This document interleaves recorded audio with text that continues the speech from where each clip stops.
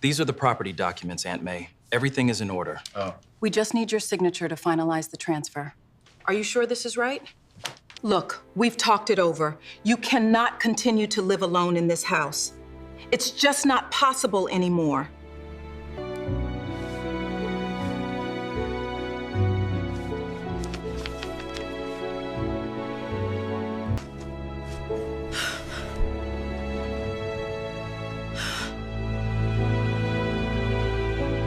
The day my family tried to take my home was the day they finally learned who had been holding their lives together all along. I sat quietly at my dining table while my son Michael, my daughter Jennifer, my younger son Brian, and my sister Linda discussed my future as if I weren't even in the room. They called me lonely, fragile, unable to manage on my own. Then I heard Linda say, "Patsy can't keep living like this. She needs us to make decisions for her." What none of them knew was that for years, every mortgage payment, every emergency bill, every financial rescue they depended on had come from me. And in a few hours, that secret was about to destroy everything they thought they knew. Before we begin, if this story touches your heart in any way, please take a moment to like and subscribe. I always enjoy hearing your thoughts. So tell me in the comments, what would you do if the people you loved underestimated you for years and while you're there? Let me know where you're watching from and what time it is in your part of the world. I love seeing how far our stories travel. My name is Patsy Carpenter, and for most of my life, I believed that if you loved your family enough, they would eventually see your heart. At 62 years old, I was beginning to realize how wrong I had been. I lived alone in a white 2-story house on the edge of a small town in Ohio. It wasn't a fancy house. The paint on the porch railings needed touching up. The kitchen cabinets were older than some marriages. The hardwood floors creaked every winter. But it was home. My husband, Robert, and I had built our lives there. Every room carried a memory. The living room still held the spot where Robert used to sit every evening reading the newspaper. The kitchen still smelled faintly like the cinnamon rolls he loved on Sunday mornings. Even after 8 years, I sometimes caught myself expecting to hear his truck pull into the driveway. Grief changes over time. It doesn't disappear. It simply becomes quieter. Most mornings, I woke before sunrise. I made coffee, watered the flowers Robert had planted years ago, and sat on the porch watching the town slowly wake up. To outsiders, my life probably looked lonely. Maybe that's why my children believed I needed saving. Michael, my oldest son, was 40 years old. He lived about 45 minutes away with his wife and 2 boys. When Robert was alive, Michael used to call every week. After Robert passed away, those calls slowly disappeared. At first, it became once a month, then every few months. Eventually, I noticed something painful. Michael only called when he needed something. A favor, advice, help, money, never directly. Of course, there was always a story attached. A problem, an emergency, a situation that wasn't his fault. And somehow, I always found myself helping. Then there was Jennifer. My daughter was 38 and worked as a dental office manager. Jennifer had inherited my stubbornness and her father's charm. Unfortunately, she mostly used that charm when she wanted something. She visited more often than Michael, but rarely because she genuinely wanted to spend time together. There was usually a reason. She needed someone to watch Emily. She needed advice. She needed help with a bill. Or she needed reassurance after another argument with her ex-husband. I loved her deeply, but I couldn't remember the last time she had asked how I was doing and actually waited for the answer. Brian was my youngest. At 35, he still seemed to be searching for stability. One year, he wanted to start a landscaping business. The next year, he wanted to invest in cryptocurrency. The year after that, he was chasing another dream. Brian had a good heart, but he had inherited a dangerous habit. He believed someone would always rescue him, and for years, someone had me. Then there was my sister, Linda Harper. Just thinking about her name still makes my stomach tighten. Linda was 3 years younger than me, but she had always behaved as though she were the older sister.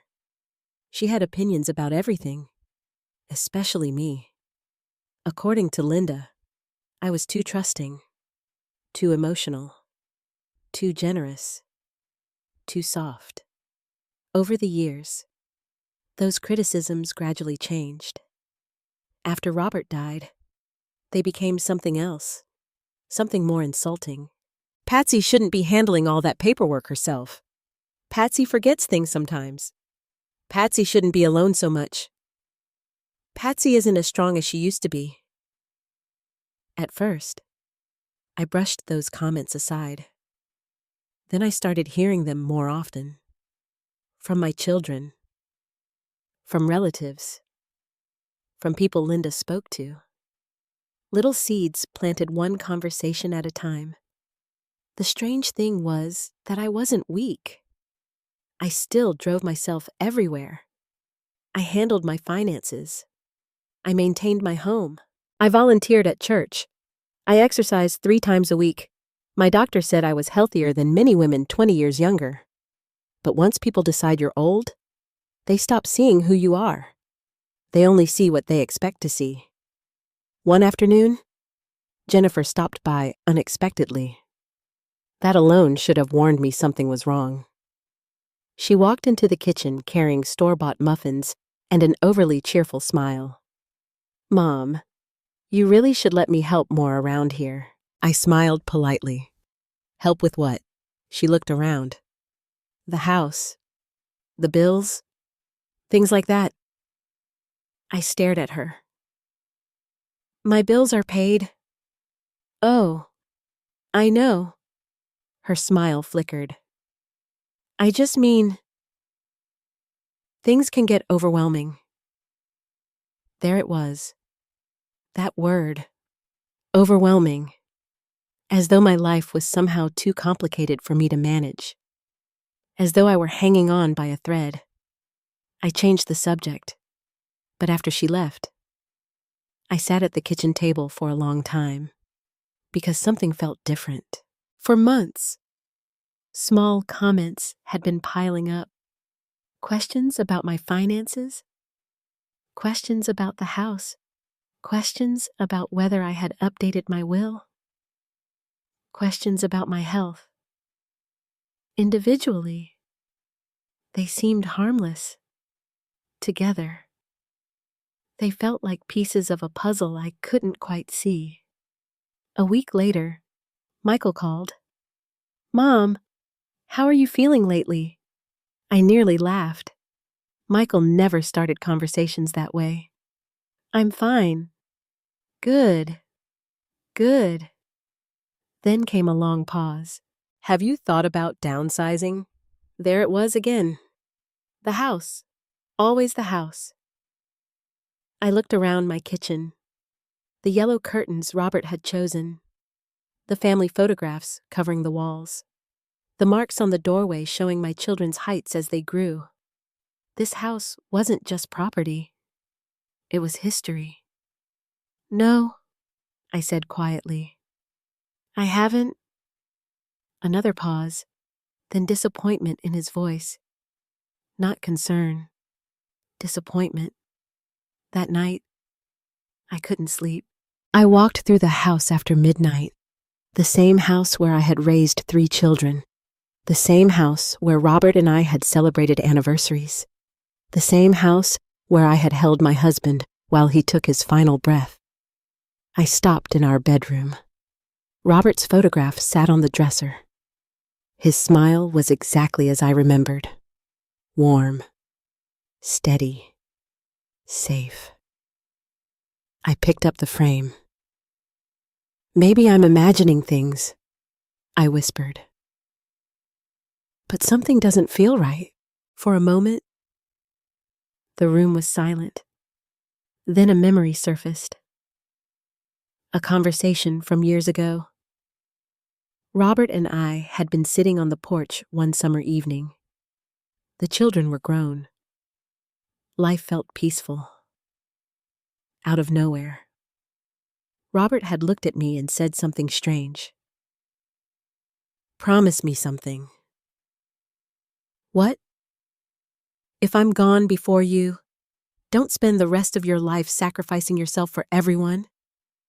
I laughed. "What are you talking about?" But Robert hadn't laughed. His expression had been serious. "One day, they'll show you who they really are." I remembered being annoyed. I thought he was being cynical. I thought he was wrong. Standing alone in our bedroom 8 years later, I realized something that frightened me. Maybe Robert hadn't been wrong at all. Maybe he had seen something I refused to see, and maybe whatever was coming had already begun. A few days after, I stood in my bedroom, holding Robert's photograph and wondering whether he had been right all along. Michael called. His voice sounded unusually cheerful. That should have been my first warning. "Mom, we're thinking about getting everyone together next Sunday." I poured myself a cup of coffee and sat at the kitchen table. "Everyone?" "Yeah. Me, Jennifer, Brian, Aunt Linda. Just a family day."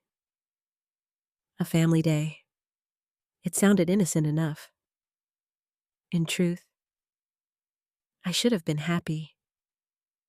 For years, I had wished my children would spend more time together. After Robert died, those gatherings became increasingly rare. Everyone was always busy. Everyone always had an excuse. So, why did my stomach suddenly feel tight? "That sounds nice," I said. "Great. Jennifer will bring dinner." After we hung up, I stared at the phone.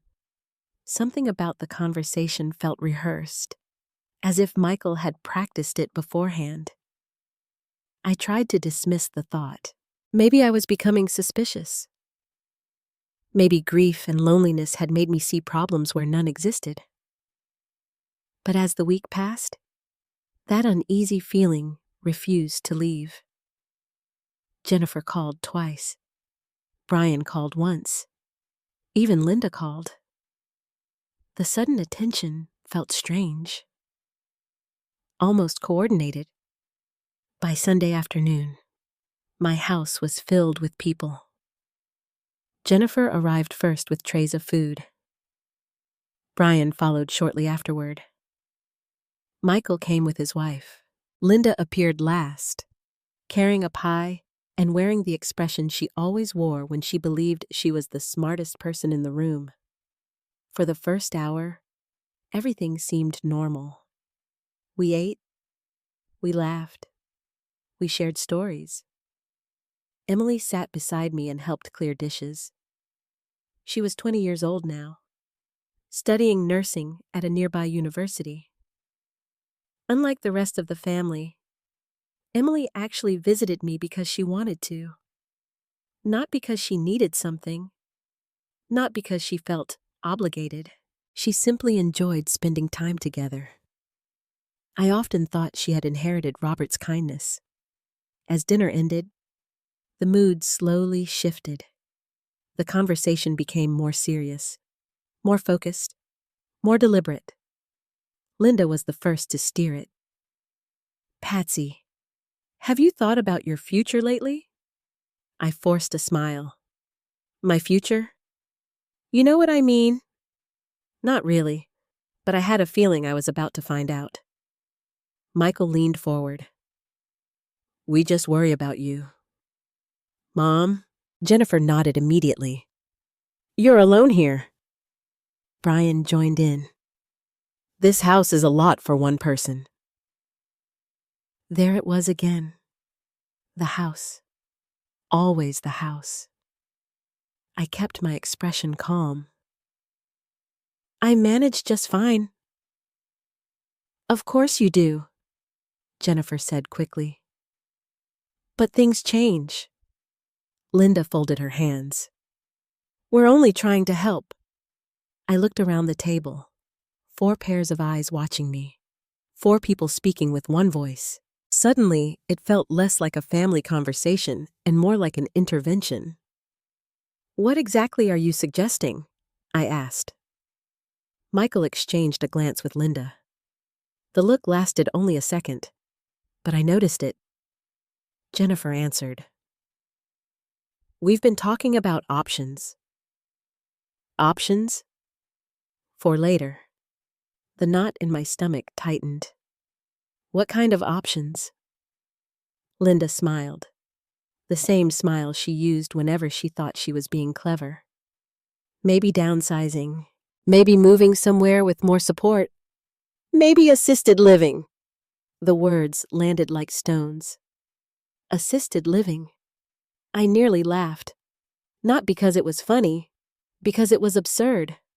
I still drove. I still volunteered. I still maintained my own home. I wasn't sick. I wasn't incapable. Yet they were discussing my future as though I were already halfway gone. Emily looked uncomfortable. I could see it on her face. But she remained quiet. I chose my words carefully. "I'm not interested in leaving my home." An awkward silence followed. Jennifer broke it first. "We're not saying right now." Michael nodded. "Just planning ahead." But something in their faces told me they were disappointed, as though I had given the wrong answer. The conversation eventually moved on, at least on the surface. A few hours later, people began cleaning up. I carried a stack of plates toward the kitchen. Halfway down the hallway, I realized I had forgotten my reading glasses in the living room. I turned back. That's when I heard voices. The kitchen door was partially closed. Nobody knew I was nearby. At first, I only recognized Linda's voice.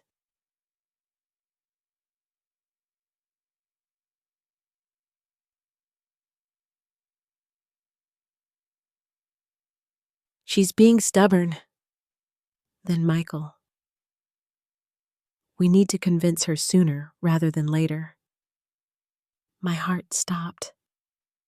I moved closer.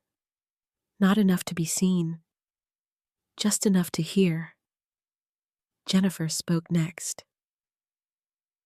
"What happens if she refuses completely?" Linda answered immediately. "Then we'll have to push harder." Silence. Then Brian asked the question that changed everything. "What do you think the house is worth now?" For a moment, nobody answered. Then Michael said a number. A very large number. Jennifer let out a low whistle. "That's more than I expected." My hands started shaking. Linda laughed softly. "Exactly." Another pause.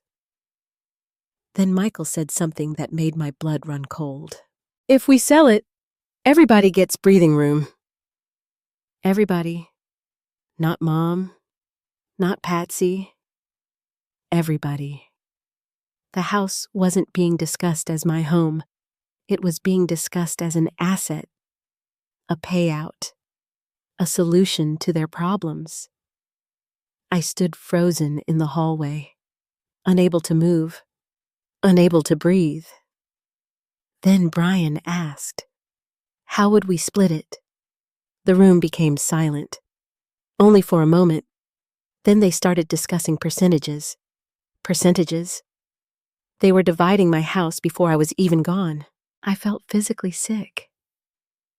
Every birthday party, every Christmas, every family dinner, every memory Robert and I had built within those walls, reduced to numbers, reduced to shares, reduced to money. I wanted to walk into the kitchen. I wanted to confront them. I wanted to scream. Instead, I remained hidden, listening, learning, because suddenly I realized something important. This conversation wasn't new. They were too comfortable, too prepared, too organized. These weren't ideas they had just thought of. This discussion had happened before. Many times. Linda's voice cut through my thoughts.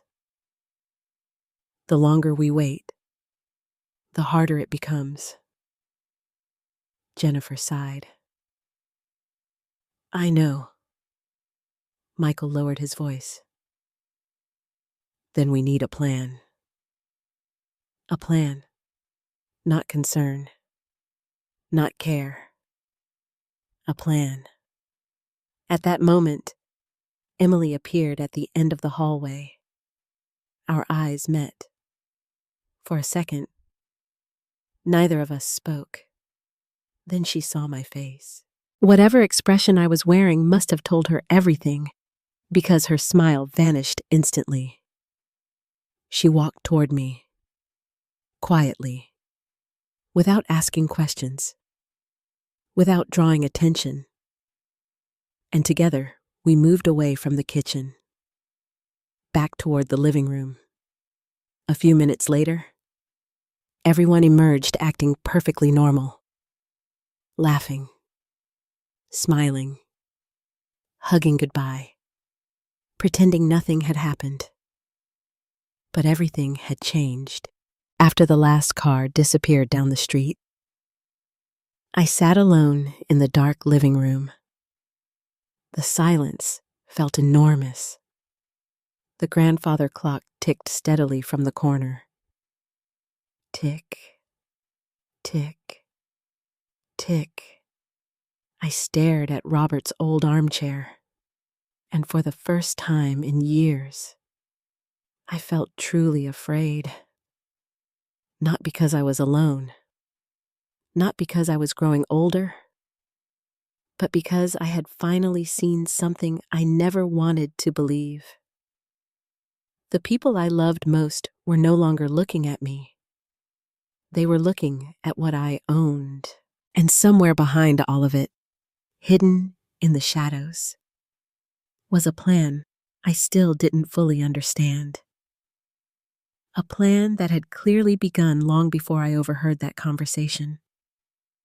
And deep down, I knew this was only the beginning. The morning after the family gathering, I sat alone on my porch with a cup of coffee growing cold in my hands. For the first time in years, I wasn't thinking about how to help my children. I was thinking about whether I truly knew them. The question hurt more than I wanted to admit. When you become a mother, your children remain your children, no matter how old they get. You remember scraped knees and school plays. You remember teaching them how to ride bicycles. You remember staying awake through fevers and heartbreaks. You remember the best parts of them. Maybe that's why it's so difficult to see the worst. The phone rang just after 9. I looked at the screen. Daniel Brooks. I hadn't spoken to him in almost 3 months. Good morning. Patsy. His calm voice immediately put me at ease. Morning. Daniel? Everything all right? I almost laughed. Daniel had known me for nearly 15 years. He could always hear what I wasn't saying.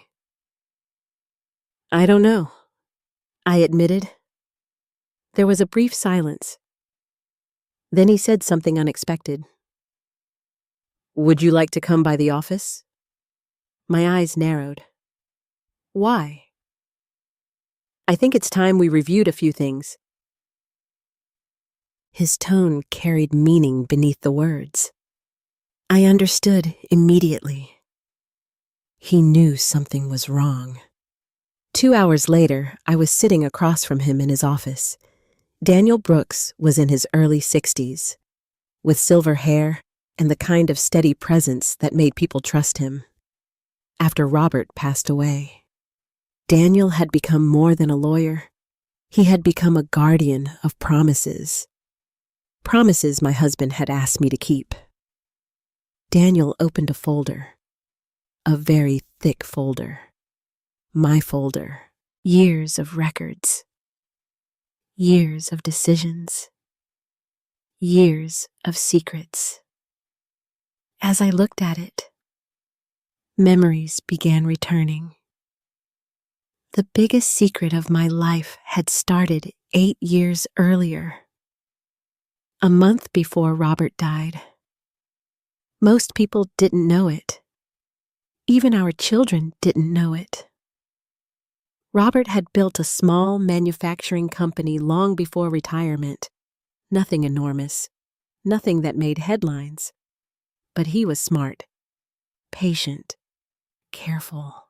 When he sold his ownership share shortly before his illness worsened, the investment produced far more money than anyone expected. Far more. Enough that neither of us would ever need to worry about finances again. Robert knew he wasn't going to live much longer. The cancer had made that clear. One evening, while sitting in our living room, he made me promise something. Use it wisely. I remember squeezing his hand. We will. He smiled sadly. No, you will. Even then. He knew, after his death, I inherited everything. The investments, the accounts, the assets, the financial security, and because I knew my children struggled, I started helping, quietly. At first, it felt like the right thing to do. Michael had been on the verge of losing his home during a difficult period. His mortgage payments had fallen behind. His pride wouldn't allow him to ask for help. So I called Daniel. A week later, an anonymous financial assistance program paid the overdue amount. Michael never knew it came from me. I remembered the relief in his voice afterward. The strangest thing happened. Mom. I smiled at the memory. Back then, helping felt good. Back then, it felt like love. Daniel slid a document toward me. Michael's file. I looked down. The total made me swallow hard. Over the years, I had helped Michael more than I remembered. Mortgage payments, property tax assistance, emergency repairs, unexpected medical expenses, college savings support for his boys. The total exceeded $200,000. I stared at the number. For a moment, I couldn't speak. Not because of the money, because I genuinely hadn't kept track. I had never viewed those payments as transactions. I viewed them as love. Daniel opened another file. Jennifer, a lump formed in my throat. 5 years earlier, Jennifer had suffered a medical emergency. Her insurance had refused coverage for part of the treatment. The bills nearly destroyed her financially. I still remembered hearing her cry on the phone late one night. She didn't know I was listening. She thought she was alone. The next month, Daniel arranged payment through one of our charitable channels. Jennifer never discovered where the help came from. I remembered her gratitude afterward. "I don't know who helped me," she had said. "But whoever they are, they saved me." The memory hurt now. Daniel showed me the total. Nearly $180,000. I closed my eyes. Not because I regretted helping, because I suddenly realized how much of my life had revolved around protecting people who never knew I was protecting them. Then came Brian. The most difficult file, the thickest file, the one that nearly broke my heart. Brian had never been irresponsible on purpose.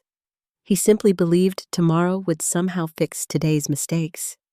It rarely worked. When his landscaping company failed, I helped. When a business partner cheated him, I helped. When debt collectors started calling, I helped. When his apartment lease fell apart, I helped. Every single time. Daniel quietly turned the pages. I watched years of rescue efforts pass before my eyes.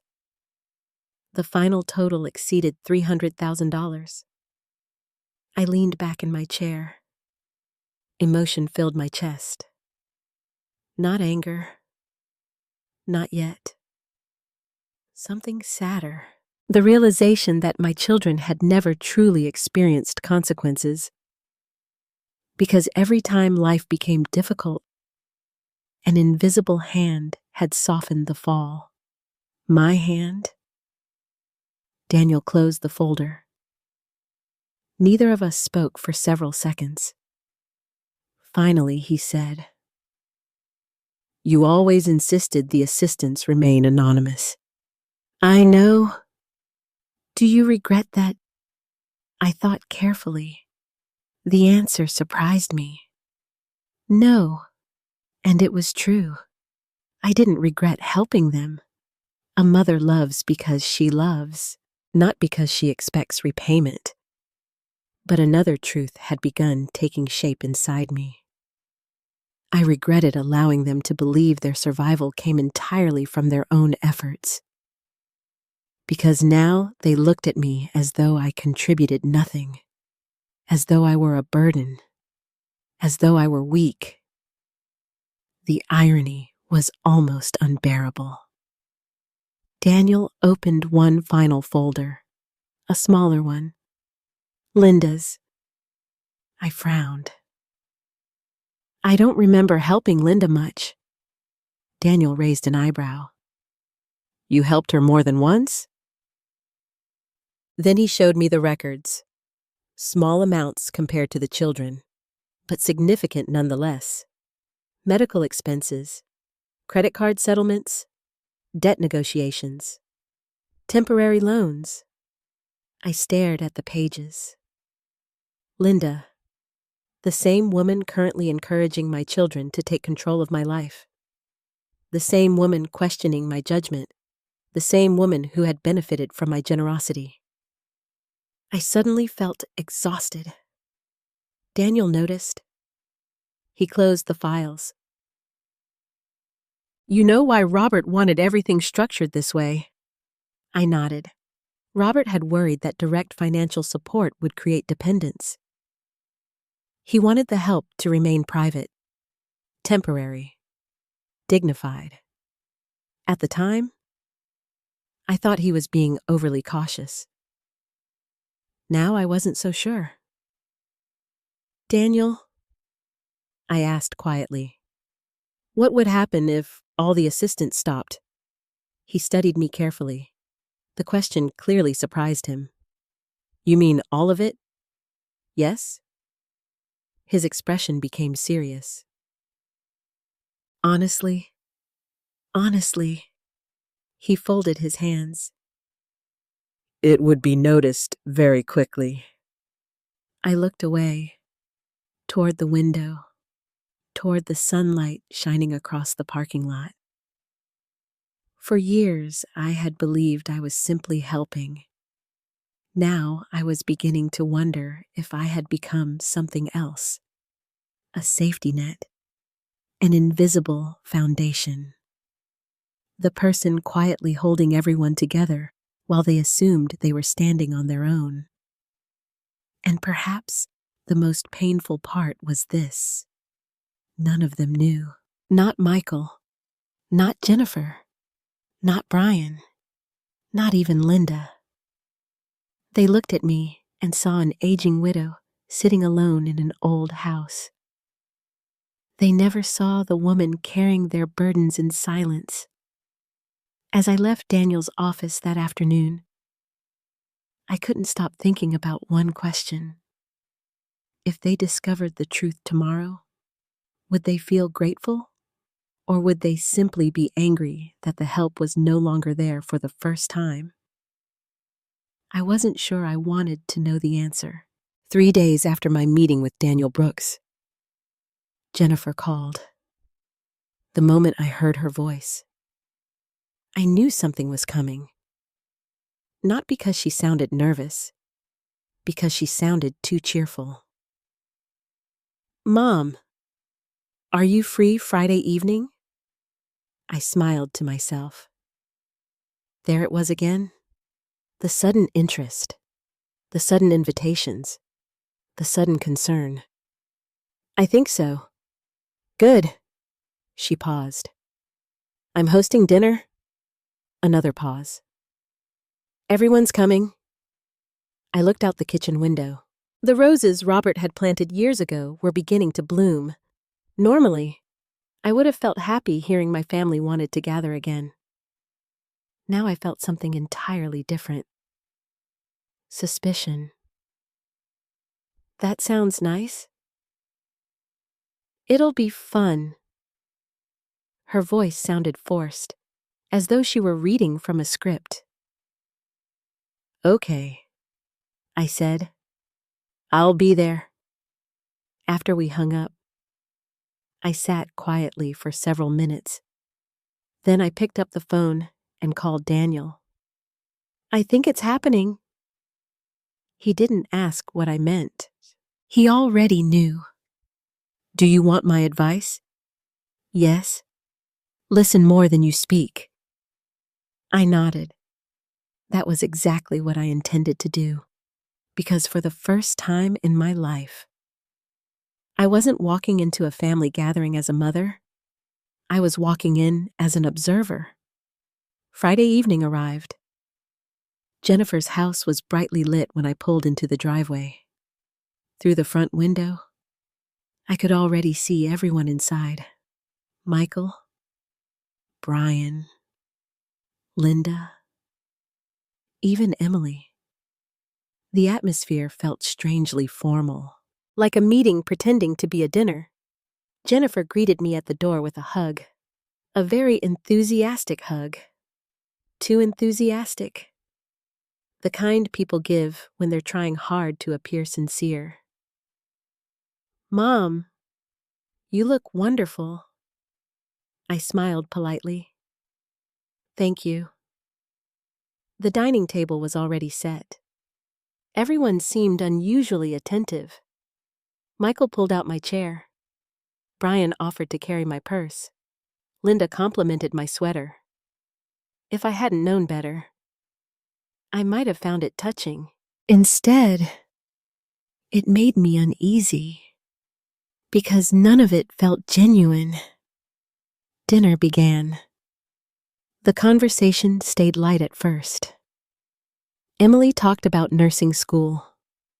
Brian complained about gasoline prices. Michael discussed work.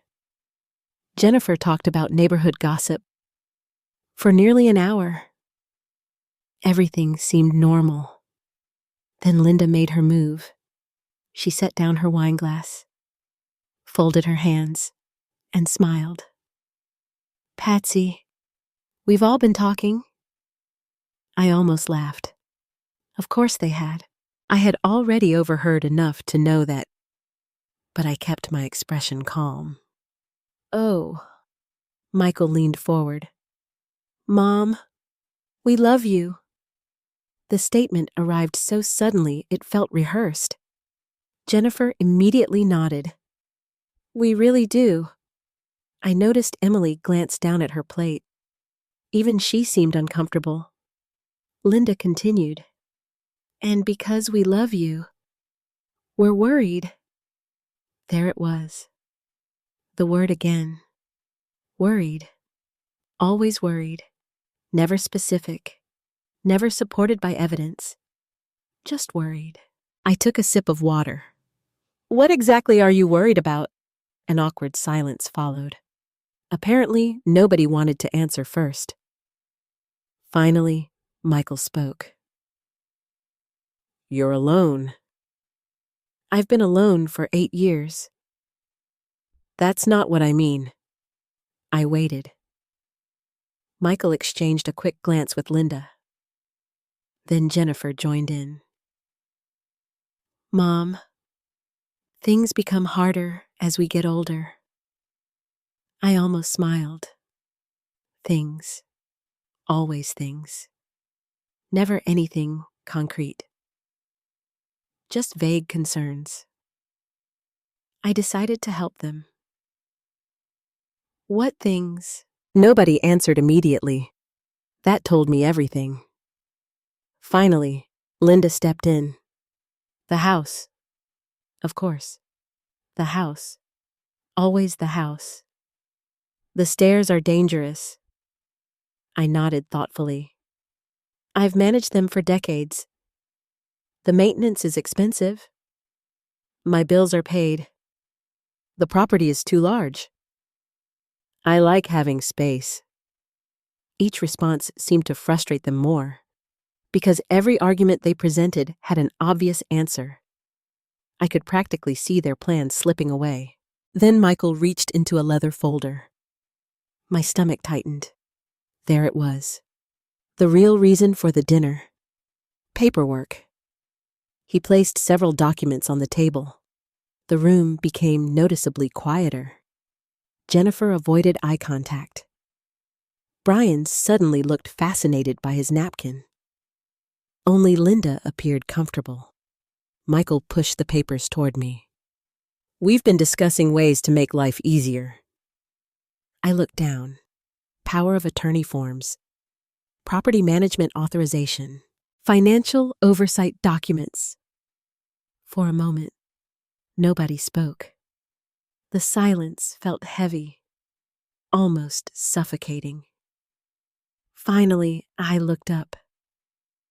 What exactly are these? Linda answered before Michael could. Just precautions. Precautions. Such a harmless word. Such a dangerous word. Michael forced a smile. If something ever happened, we'd be able to help.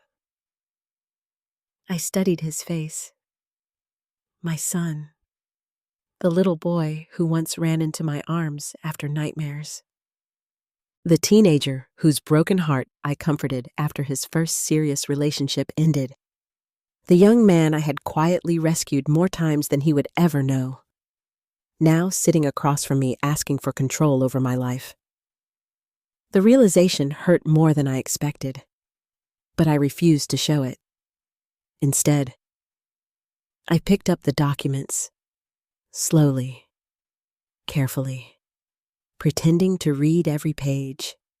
In reality, I already understood exactly what they wanted. Control, access, influence, authority. Not today, not yet. But eventually, Linda watched me closely, almost eagerly, waiting for me to sign, waiting for me to surrender. I decided to do something unexpected. I pretended confusion. I squinted at the papers, turned pages slowly, asked simple questions. Questions I already knew the answers to. The effect was immediate. Linda's patience began to crack. No, Patsy, that's not the important part. Oh, just look at the signature page. I looked directly at her, for one brief moment, long enough to see irritation flash across her face. Then it disappeared. Interesting. Very interesting. Because irritation wasn't the reaction of someone trying to help. It was the reaction of someone whose plan wasn't moving quickly enough. Emily suddenly spoke. Grandma doesn't have to sign anything tonight. The room froze. Jennifer looked startled. Linda looked annoyed. Michael forced a smile. Nobody's pressuring her. The lie hung in the air, visible to everyone, especially Emily. She didn't respond, but I noticed her expression. She was paying attention, watching, learning, just like I was. For another 30 minutes, they continued trying. Different angles, different arguments, different emotional appeals. Every conversation somehow returned to the same destination: the house, the finances, the future. Eventually, I placed the papers back on the table. I'll think about it. Disappointment spread across multiple faces. Michael tried hiding it. Jennifer looked worried. Linda looked furious. Only Emily appeared relieved. When dinner finally ended, people began gathering their things. I helped carry dishes into the kitchen. As I stood at the sink, I heard Linda speaking quietly in the dining room. I couldn't hear every word, only fragments.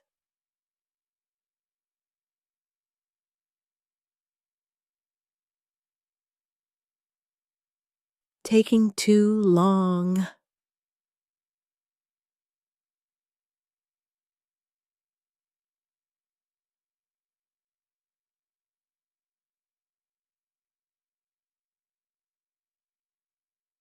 Need another approach.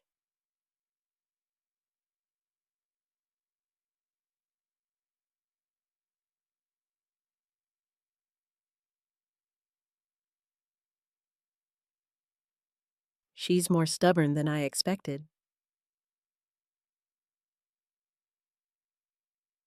I remained silent, listening, thinking, observing, because something had become clear. This wasn't concern. This wasn't family support. This wasn't love. This was strategy. And for the first time, I wasn't playing the role they expected. For years, everyone had assumed Patsy Carpenter was fragile, trusting, easy to influence, easy to guide, easy to manipulate. They still believed that, which gave me an advantage. As I walked to my car later that night, Emily hurried after me. Grandma? I turned. She looked nervous, as though she wanted to say something important. Then she glanced back toward the house, toward her mother, toward Linda, toward everyone else. Finally, she whispered, Please don't sign anything. Our eyes met. For a moment, neither of us spoke. Then I nodded. I won't. Relief flooded her face. She hugged me tightly, and as I drove home beneath the dark Ohio sky, one thought kept repeating itself in my mind. They believed they were slowly cornering me. What they didn't realize was that I had finally stopped being blind. And once a person sees the truth, pretending becomes much easier, especially when everyone else still believes you're weak. The Monday after Jennifer's dinner, I woke up feeling strangely calm, not happy, not relieved, just calm. For weeks, I had been living with a growing sense of dread.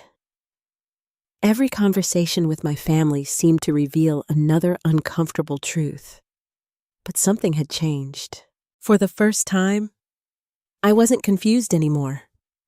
I knew exactly what was happening. The people around me believed I was vulnerable, and they were acting accordingly. There was a certain clarity in that realization. The morning sunlight spilled across my kitchen floor as I poured myself coffee. I had just sat down when I heard a knock at the front door. I wasn't expecting anyone.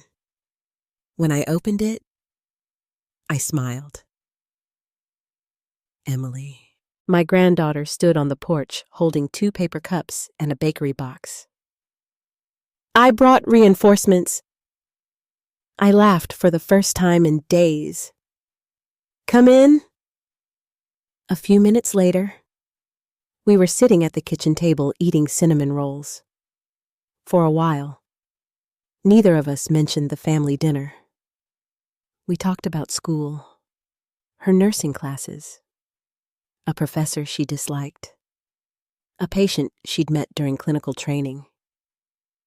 Normal things, comfortable things. Then Emily set down her coffee cup. Grandma, I looked up. Yes? She hesitated, as though choosing her words carefully. Something isn't right. I appreciated her honesty. Most people spent their lives pretending not to see uncomfortable truths. Emily wasn't one of them. No, I said quietly. It isn't. The room fell silent. Then she asked the question nobody else had asked. Are you okay? The simple kindness nearly broke my heart, because after weeks of conversations about my future, my finances, my house, and my independence, she was the first person who had asked about me. Not my assets, not my property. Me. I reached across the table and squeezed her hand. I'm getting there. She nodded. Then she surprised me. I don't trust Aunt Linda. I blinked. The statement was so direct that I almost laughed. What makes you say that? Emily looked uncomfortable. I don't know. Try. She took a deep breath. Every time she talks about you, it sounds like she's discussing a problem. The accuracy of that observation startled me, because it was exactly right. Emily continued. She never talks about what you want. I remained silent. She only talks about what she thinks should happen. I felt a chill run through me. For a 20-year-old, Emily saw far more than most adults. Then she leaned forward. And everyone listens to her. That was true too. Michael listened. Jennifer listened. Brian listened. Over the years, Linda had slowly positioned herself as the family authority, the practical one, the responsible one, the voice of reason. Now I was beginning to wonder how much of that image was real and how much was manipulation. Emily glanced around the kitchen, then lowered her voice. Can I ask you something? Of course. Do you actually need help? I almost smiled. No. Her shoulders relaxed immediately. I didn't think so. Why not? Because you seem more capable than everyone else. The irony of that statement nearly made me laugh. If only the rest of the family saw what Emily saw. The conversation shifted after that. We cleaned the kitchen together. Then Emily helped me organize some old paperwork in my home office. Most people didn't know I kept detailed records. Not because I was suspicious, because Robert had always encouraged good organization. One filing cabinet contained decades of family documents, insurance paperwork, tax records, property information, financial statements. As we worked, Emily accidentally opened the wrong drawer. She froze. I looked over. Inside were folders labeled with family names: Michael, Jennifer, Brian, Linda, and dozens of documents. Her eyes widened. For a moment, neither of us spoke. Then she looked at me, confused, curious, concerned. "Grandma." I slowly closed the drawer. The room became very quiet. This was a moment I had known would eventually come. Just not this soon. Emily sat down across from me. "I wasn't snooping."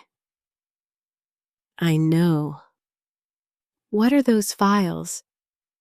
I considered my answer carefully.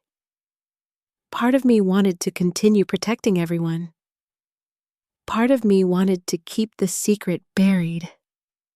But another part was tired of carrying everything alone. "Those files contain records. Records of what?" I looked at her. Then I made a decision. Not the whole truth. Just enough. "Years ago, after your grandfather passed away, I was fortunate financially." Emily listened carefully. "I used some of that money to help family members." Her eyes widened further. "How much help?" I laughed softly. "More than they realize." She didn't speak. So I continued. "Sometimes people needed support. Medical bills, debt, emergencies, school expenses." The realization slowly appeared on her face. "Wait." She stared at me. "Are you saying you've been helping everyone all these years?" I nodded. Silence filled the room. The kind of silence that only appears when someone's entire understanding of a situation suddenly changes. Finally, Emily whispered, "They don't know." "No. None of them. No." She leaned back in her chair, trying to process everything. I could practically see her mind working, connecting pieces, reinterpreting years of family history. Suddenly, many things made sense. Michael's mortgage crisis, Jennifer's medical recovery, Brian's endless financial escapes, the mysterious solutions that had appeared whenever disaster struck, the anonymous assistance, the unexplained rescues. Emily looked stunned. Then something else appeared on her face. Anger. Not at me, at the situation. "Grandma, they think you're dependent on them." The statement hung heavily between us. Because it was true. Painfully true. I nodded slowly. "Yes." Emily shook her head. "They have no idea." "No." Again. Silence. Then she asked the question I had been asking myself. "Why didn't you tell them?" I looked toward the living room, toward the framed photograph of Robert. The answer was complicated, but at its core, it was simple. Because I loved them. Emily frowned. I continued. I didn't want them to feel embarrassed. I didn't want them to feel indebted. I wanted them to keep their dignity. Her expression softened. Then she said something unexpected. Grandma, that's beautiful. I smiled sadly. Maybe. She shook her head. No. Then she paused. Or maybe it's heartbreaking. That answer felt closer to the truth. The afternoon passed quietly after that. But something had changed between us. A deeper trust. A stronger bond. For the first time, someone else knew part of the burden I had carried. Someone else understood. As the sun began to set, Emily gathered her things. Before leaving, she stopped at the front door. Grandma? Yes. If things get worse. She hesitated, then finished softly. I'm on your side. The words hit me harder than she could possibly know, because for weeks, I had felt increasingly alone, surrounded by family, yet alone. And suddenly, there was one person standing beside me. One person who cared about Patsy Carpenter more than what Patsy Carpenter owned. After she left, I stood at the doorway watching her drive away. Then I returned to the living room. The house felt different somehow. Less lonely, more hopeful.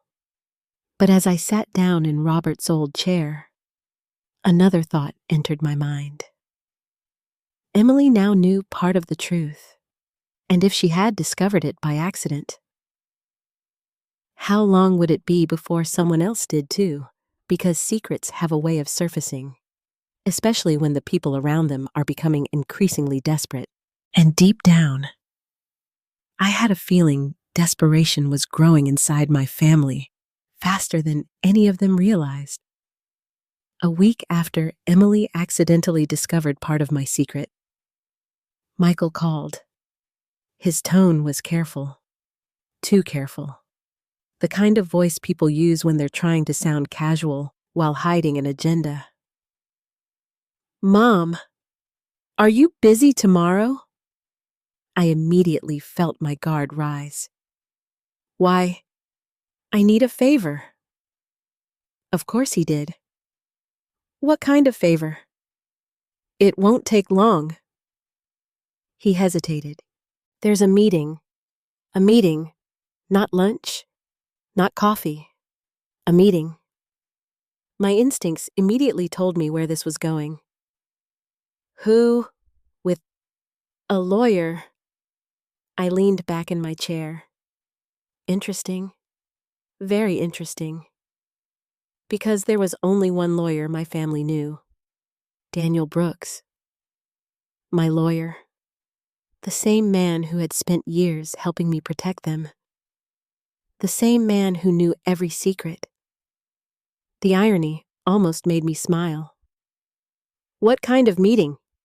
I asked. Michael cleared his throat. Just some planning. Planning. Another vague word. Another warning sign. I already knew what was happening, but I wanted to see how far they were willing to go. So I agreed. The next afternoon, Michael picked me up. The drive to Daniel's office felt unusually quiet. Normally, Michael filled silence with small talk.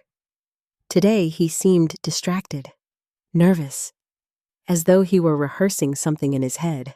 When we arrived, I wasn't surprised to find Jennifer, Brian, and Linda already waiting. What surprised me was how organized everything appeared. Folders, documents, notes, prepared statements. This wasn't a spontaneous conversation. This was an operation. And judging by the amount of paperwork, it had been planned for quite some time. Daniel greeted everyone professionally. If he felt uncomfortable, he didn't show it. That was one thing I always admired about him. He never revealed more than necessary. We sat around a large conference table for a few minutes. Everyone exchanged polite conversation. Then Linda took control. As usual, she folded her hands and smiled. A smile that never quite reached her eyes. We're all here because we care about Patsy. The performance had begun. Jennifer nodded. Michael nodded. Brian nodded. I remained silent. Linda continued. As families get older, difficult decisions become necessary. I noticed Daniel watching carefully, saying nothing, listening, just like I was. We need to make sure Patsy is protected. Protected? There was that word again. I was beginning to hate it. Protected from what? Protected from whom? No one ever explained. The word existed purely to justify control. Linda turned toward Daniel. We've become concerned about her ability to manage things independently. The statement landed like a slap. For a moment, the room seemed to freeze. I looked at my sister. Really looked at her. And suddenly, I saw something I should have noticed years ago. She wasn't concerned. She wasn't worried. She wasn't trying to help. She was building a case. One carefully chosen sentence at a time. Daniel remained calm. What specifically concerns you? Linda seemed prepared, very prepared. She's alone. Daniel nodded. Anything else? She's older. Daniel nodded again. Anything else? Linda hesitated. The pause stretched. Because being older wasn't evidence. Living alone wasn't evidence. Neither proved anything. Finally, Jennifer spoke. Mom forgets things sometimes. I looked at her. Slowly.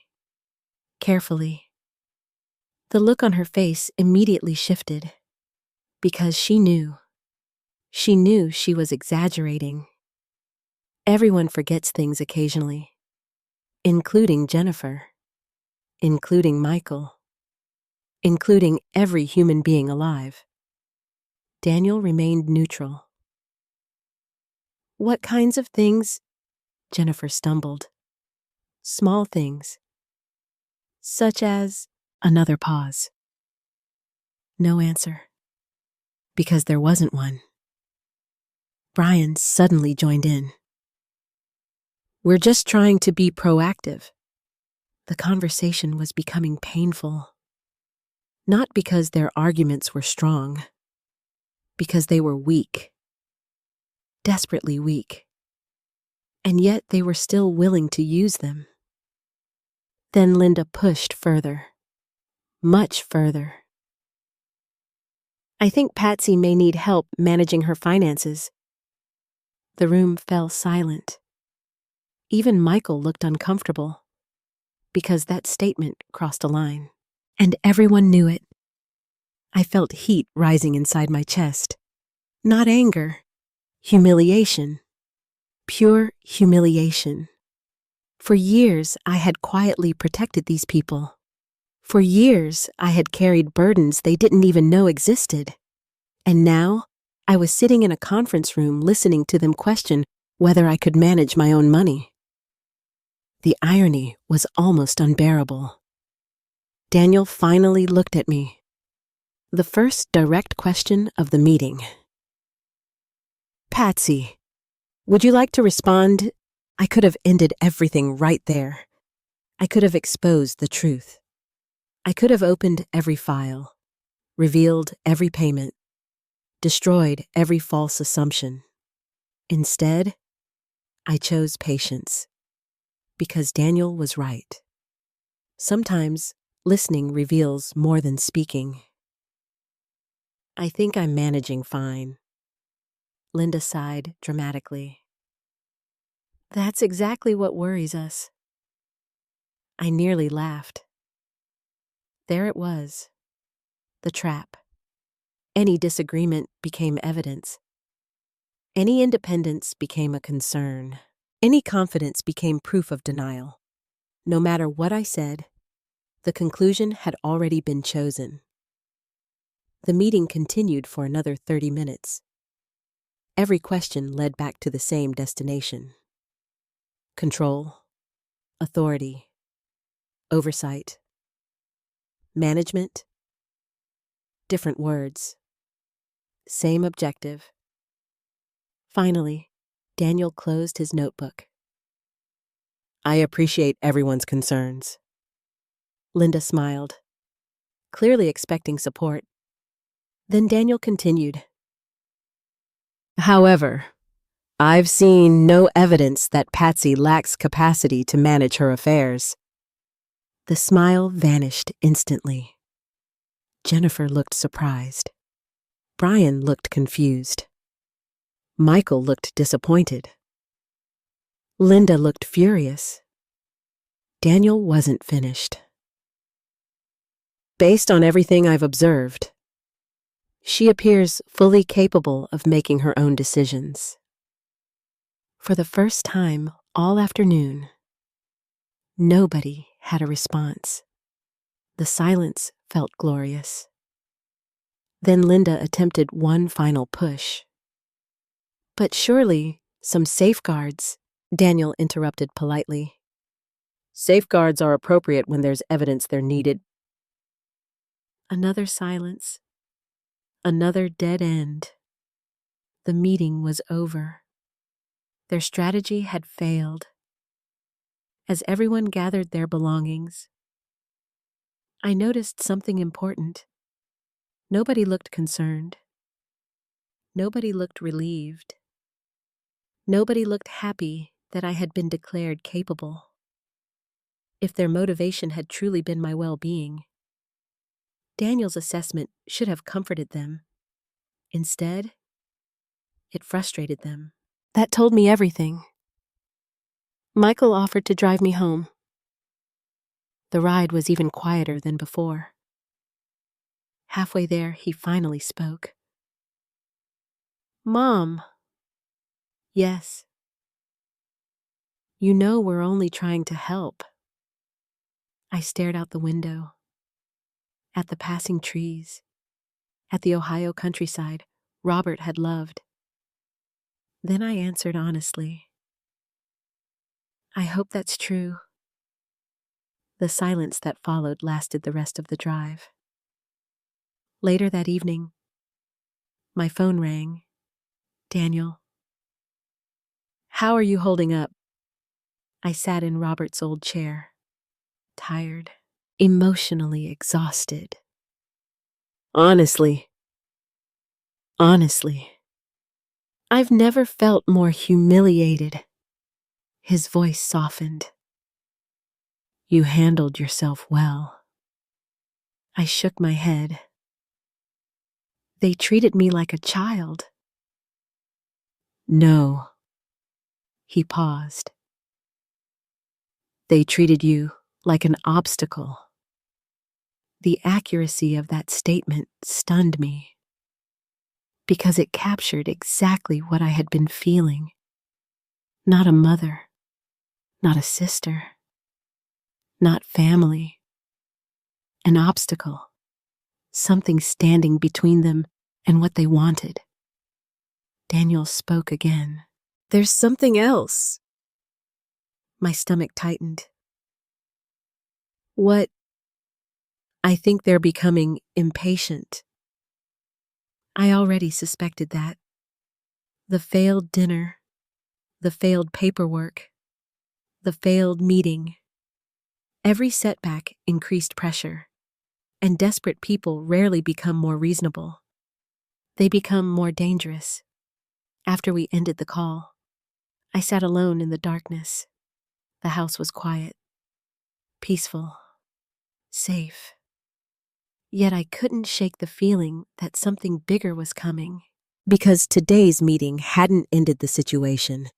It had escalated it. Linda's frustration had been impossible to miss. And frustrated people make mistakes, especially when greed begins overpowering caution. For the first time, I found myself wondering not whether my family would push harder, but how far they were willing to go.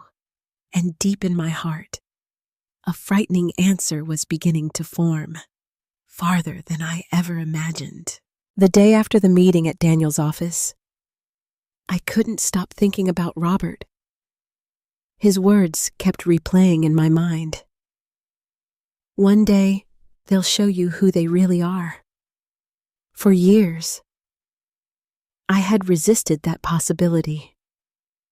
Not because I thought Robert was wrong, because I desperately wanted him to be wrong. A mother wants to believe the best about her children, even when the evidence says otherwise. Especially when the evidence says otherwise. That evening, after dinner, I found myself wandering through the house. The sun was setting outside. Long shadows stretched across the hardwood floors. The rooms felt unusually quiet, not lonely, reflective, as though the house itself was inviting me to remember. I walked upstairs, past the bedrooms, past the family photographs lining the hallway, past decades of memories frozen in frames. At the end of the hall was a small storage room. Most people would call it an attic. Robert called it our time capsule. Inside were dozens of boxes, old photo albums, holiday decorations, letters, keepsakes, pieces of a life we had built together. I hadn't opened most of them in years. Slowly, I switched on the light. Dust floated through the air. The room smelled faintly of old paper and cedar wood. I wasn't looking for anything specific, at least not consciously. Yet somehow, I found myself standing in front of a particular box. One labeled Robert, personal. My chest tightened. I carefully lifted it down. The box felt heavier than I remembered.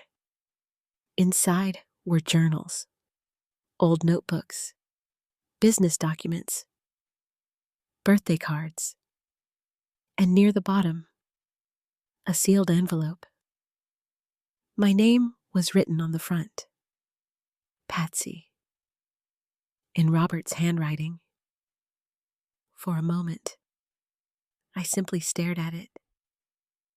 I knew the letter. I had read it once, years ago, shortly after his death. But grief had made everything blurry back then.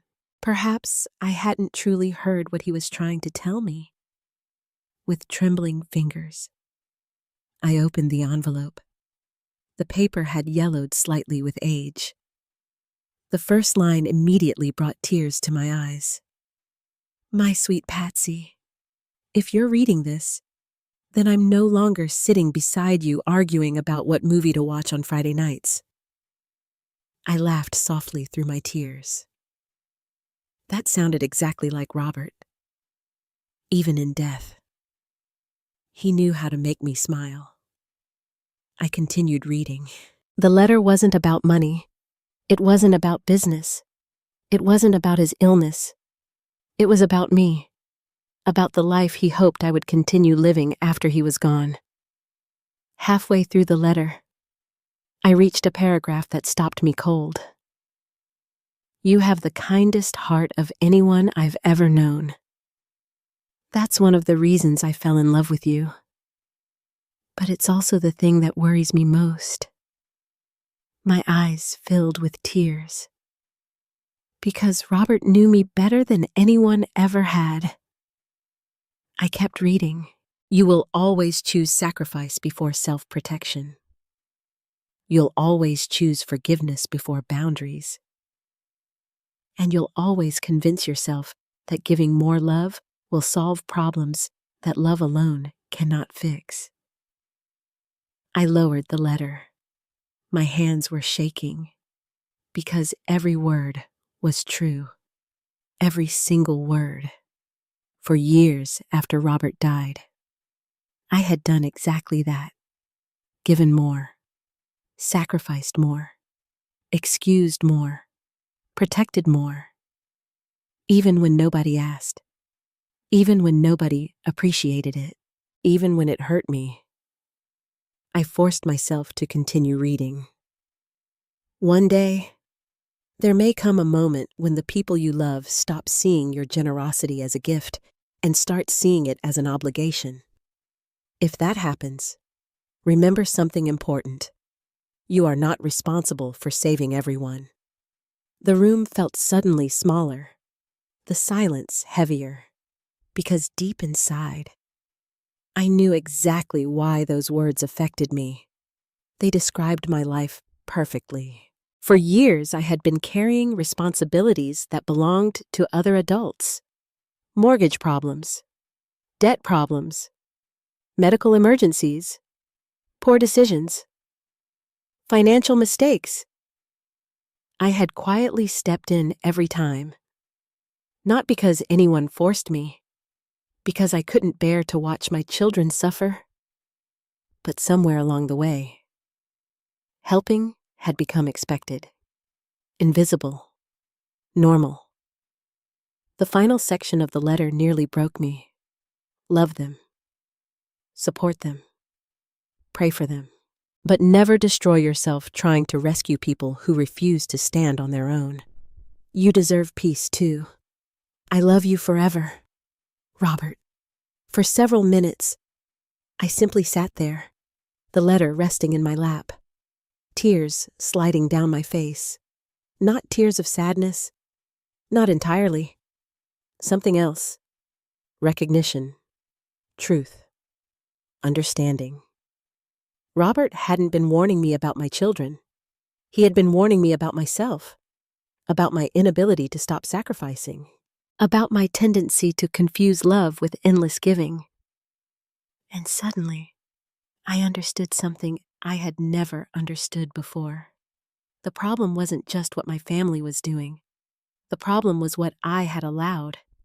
I had spent years protecting everyone from consequences, years shielding them from hardship, years solving problems they should have learned to solve themselves.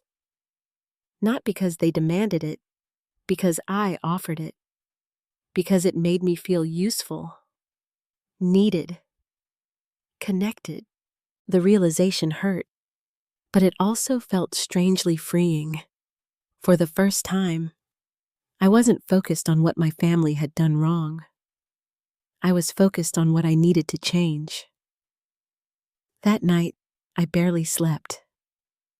I sat in Robert's old recliner until nearly 3 a.m, thinking, remembering, questioning, and eventually deciding. By sunrise, I knew what I had to do. The decision terrified me, but it also felt necessary. At 9 o'clock, I called Daniel. He answered immediately. Good morning, Patsy. I've made a decision. His voice became serious. I'm listening. I stared out the window, at the garden Robert had planted, at the life we had built, at the future I needed to protect. I want to stop all support. Silence. Not shocked silence. Thoughtful silence. Finally, Daniel spoke. Are you sure? No. That answer surprised both of us. I laughed softly. No, I'm not sure. But I think it's time. Another pause. Then Daniel asked the most important question. Why now? I looked down at Robert's letter, still resting on my lap. Because I've finally realized I'm not helping them anymore. My voice cracked slightly. I'm preventing them from growing. Daniel remained quiet, allowing me to continue. I thought I was protecting my family. I swallowed hard. But maybe I've been protecting them from reality. The words felt heavy, painful, necessary. Daniel spoke carefully. If we stop everything, they'll notice. I know. And they won't know why. I know. They may become angry.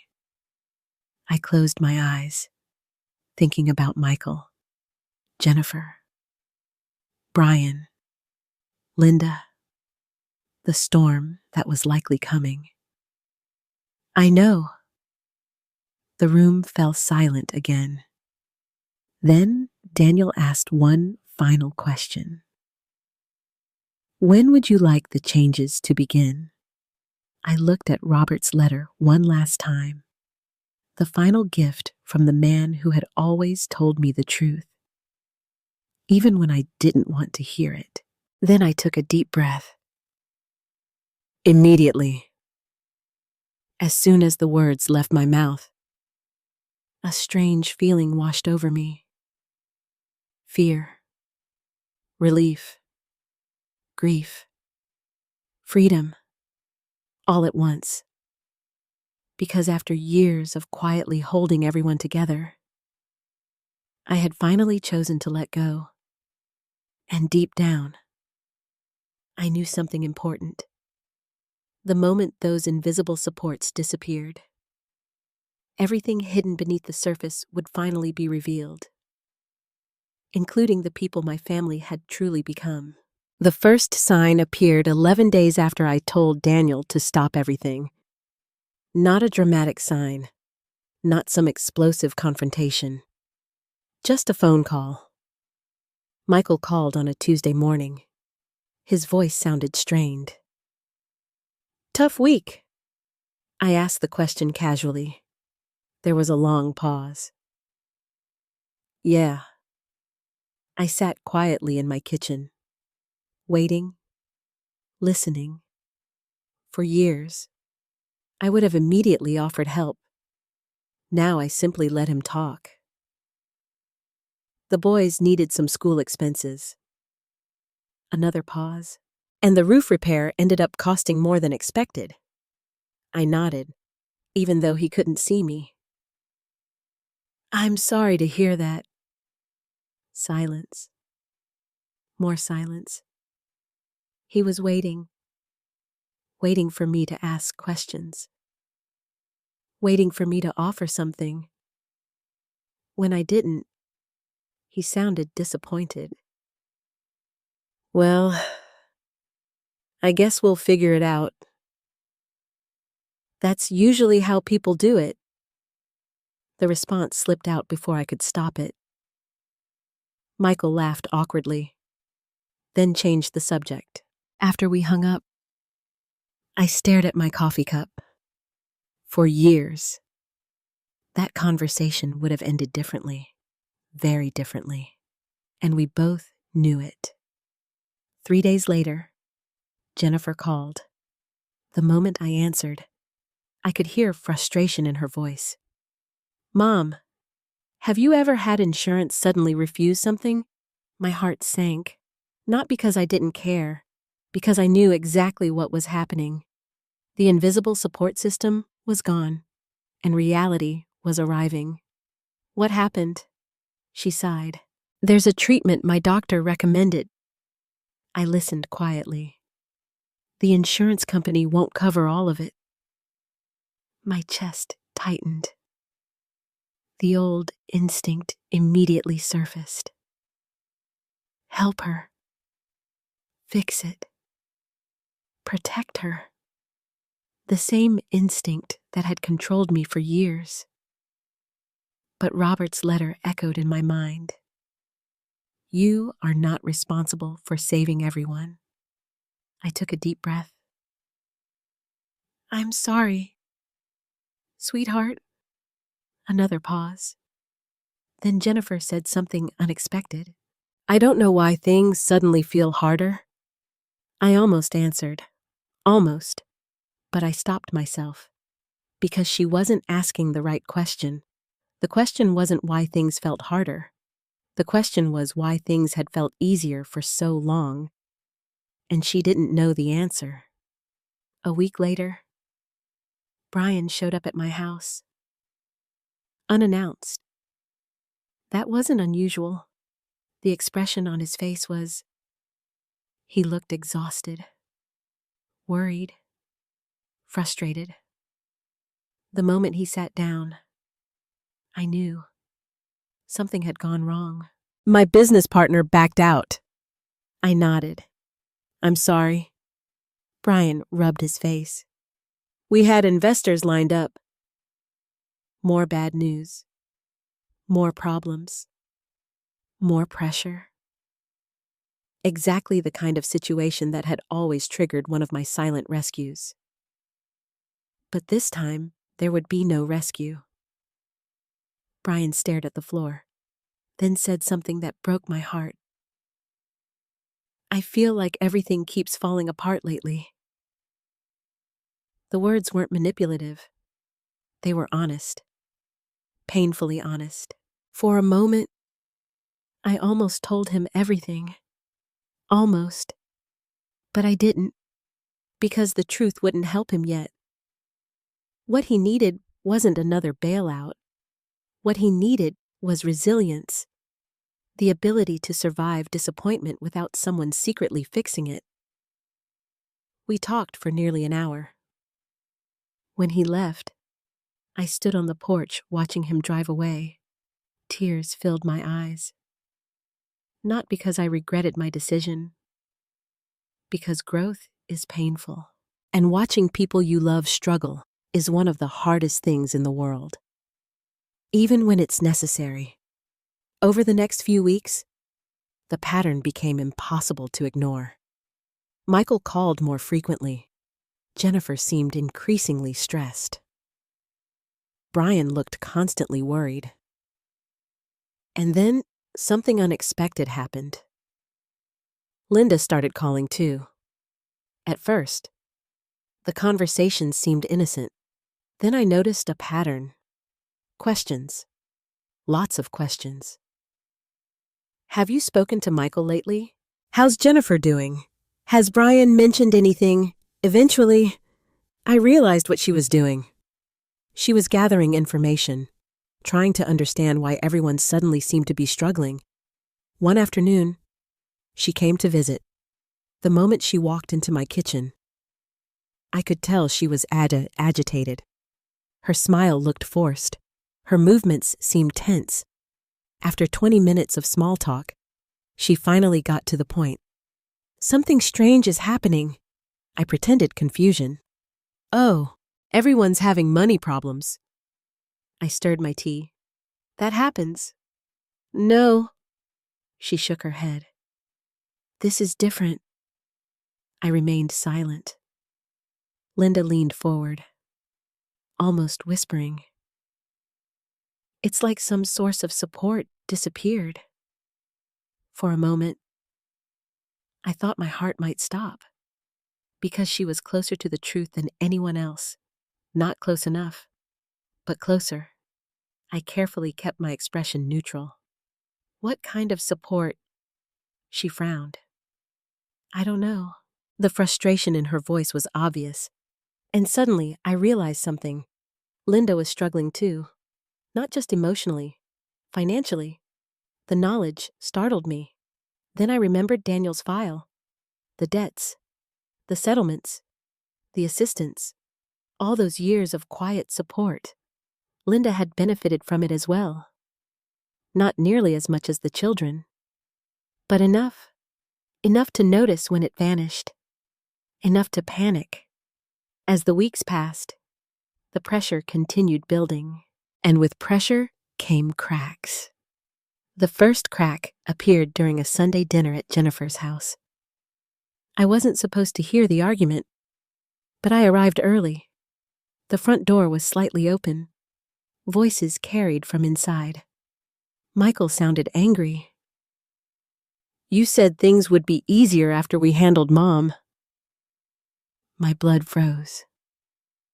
Handled, Mom. Not helped. Handled.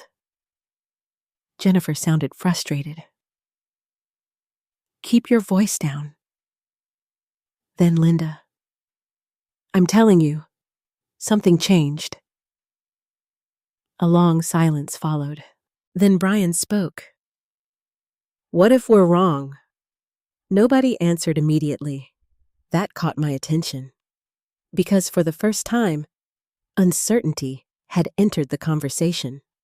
Not everyone was convinced anymore. Not everyone was following Linda blindly.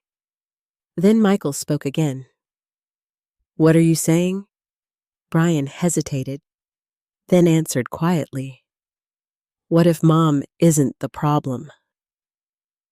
The room became silent, completely silent. I stood frozen outside the doorway, heart pounding, because that single sentence represented the first crack in their assumptions. The first moment someone questioned the narrative. The first moment someone considered another possibility. A few seconds later, I deliberately knocked. The conversation ended instantly. When Jennifer opened the door, everyone looked uncomfortable, nervous, guilty. I smiled politely, as though I hadn't heard a thing. But inside, something had shifted, because the invisible foundation beneath their lives was gone now. The money, the protection, the safety net, all of it.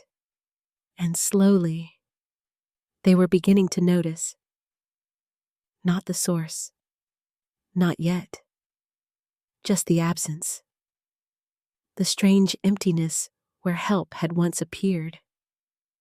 The unexplained disappearance of solutions, and desperation was growing. I could see it in every conversation, every glance, every argument, especially in Linda. Because more than anyone else, Linda seemed determined to find answers, determined to regain control, determined to understand why her carefully organized plan was beginning to unravel. What she didn't realize was that the unraveling had only just begun. And very soon, someone would ask the question none of them had thought to ask before. Where had all that help been coming from when that question finally surfaced? Everything would change. By the middle of October, the pressure inside my family had become impossible to ignore. It showed up in tired faces, short tempers, missed payments, unanswered questions, and most of all, fear. Fear has a way of exposing people. When life is comfortable, almost anyone can appear kind, patient, reasonable. But when comfort disappears, character reveals itself. I was beginning to see everyone's character more clearly than ever before, including my own. The confrontation happened on a rainy Thursday afternoon. I had just returned home from grocery shopping when I noticed 3 vehicles parked outside my house. Michael's truck, Jennifer's SUV, Brian's sedan. My stomach immediately tightened. Because I knew whatever was about to happen had been planned. Again. The front door opened before I even reached the porch. Linda stepped outside. That alone told me everything. Whenever Linda appeared first, trouble followed. We need to talk. Not hello. Not how are you. Just business. I set down my grocery bags. About what? Michael appeared behind her. Then Jennifer. Then Brian. All of them looked tense. The sight broke my heart. Not because they were angry, because they looked desperate. And desperate people often do things they later regret. I quietly carried my groceries inside. They followed, one by one, like a committee entering a board meeting. The moment we sat down in the living room, I noticed something else. Emily was there too, but unlike everyone else, she looked uncomfortable, almost anxious. She sat silently in the corner, watching, observing. Her phone rested on her lap. At the time, I didn't think much of it. Later, I would understand exactly why it was there. Michael spoke first. "Mom, we're worried." The familiar phrase almost made me smile. Always worried. Never honest. Never direct. I folded my hands calmly. "What are you worried about?" Jennifer exchanged a glance with Linda, then answered. "Things are getting difficult." I nodded. "They are." The room fell silent. That wasn't the response they expected. Linda stepped in. "People need help." There it was. Finally. Not concern for me. Concern for themselves. I leaned back slightly. People usually do. Her jaw tightened. Michael rubbed his forehead. Then he said something that surprised me. "We don't understand what's happening." For the first time, his frustration sounded genuine. Not manipulative, not strategic, just confused. And in a strange way, I almost felt sorry for him. Almost. Brian spoke next. "It's like everything is falling apart at once." Jennifer nodded immediately. "My bills keep piling up." Michael added his own problems. The roof repairs, the mortgage pressure, unexpected expenses, one after another, the stories poured out. And for a moment, I simply listened. Years ago, those same stories would have triggered an immediate response. I would have called Daniel, written checks, arranged transfers, solved problems. But now, I understood something important. Every problem they described belonged to them, not me. The distinction felt painful, but necessary. Then Linda finally lost patience. "None of this would be happening if we had already taken care of your situation." The room went silent. Even Michael looked shocked. Jennifer stared at the floor. Brian looked uncomfortable because Linda had just said the quiet part out loud. My situation, not our situation, not family problems. My situation, the obstacle, the barrier, the thing standing in the way. I slowly turned toward her. "What exactly is my situation?" For the first time all afternoon, Linda hesitated. Then her frustration exploded. "This house." There it was. At last. No disguises. No careful wording. No fake concern. Just the truth. "This house is worth a fortune." Nobody moved. Nobody spoke. Nobody denied it. Linda continued. "If you just do the sensible thing," Michael interrupted. "Aunt Linda?" But she was already too angry to stop. "You don't need all this space. You don't need all this money. You don't need to keep holding on to the past." Every sentence landed harder than the last, because none of it was about my well-being. Every word was about what she wanted. Then came the sentence that changed everything. "You've become selfish." The room froze, completely froze. I stared at my sister, the woman whose debts I had quietly helped settle, the woman whose financial mistakes I had secretly cushioned, The woman currently sitting in my home calling me selfish. Something inside me shifted. Not anger. Not hatred. Something calmer. Something stronger. Acceptance. For the first time, I stopped making excuses for her. Michael stood up. "Aunt Linda, enough!" But she ignored him. Years of frustration poured out. We're all struggling. We're all trying to survive.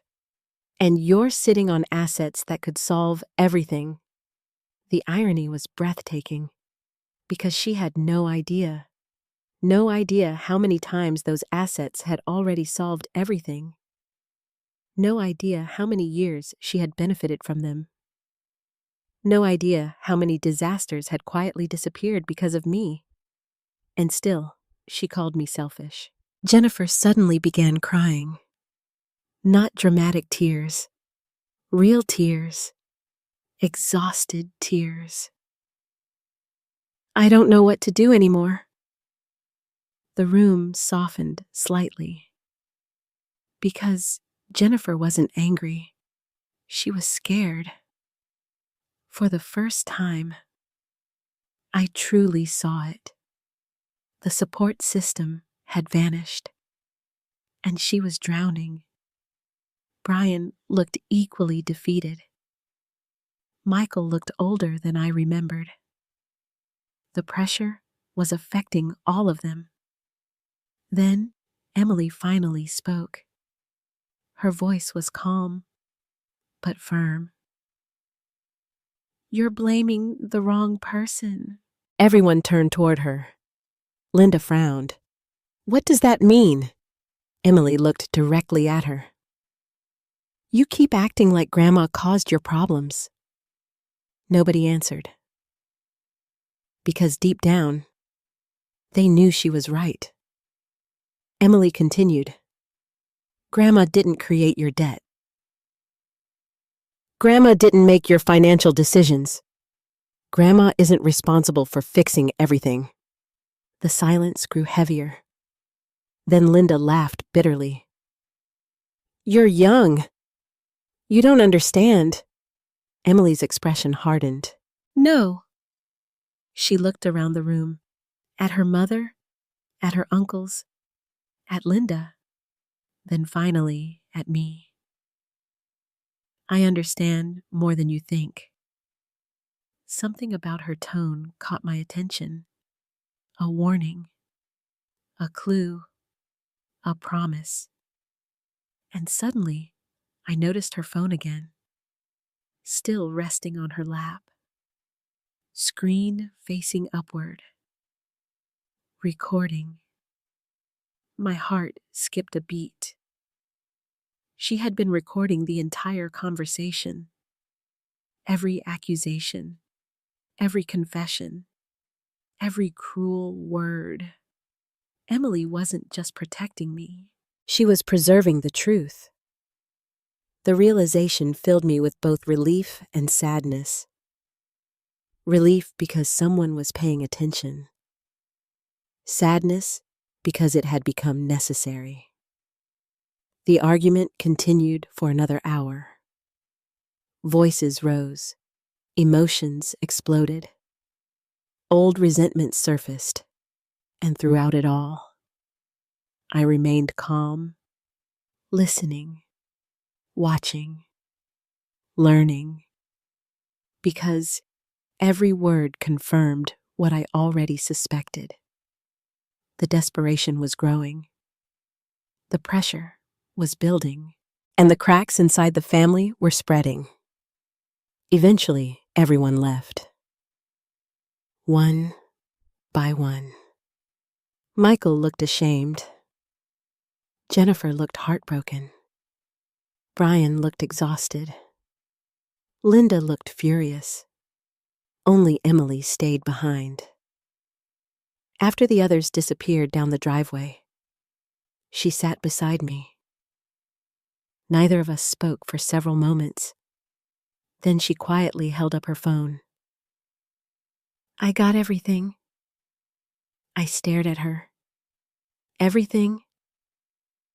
She nodded.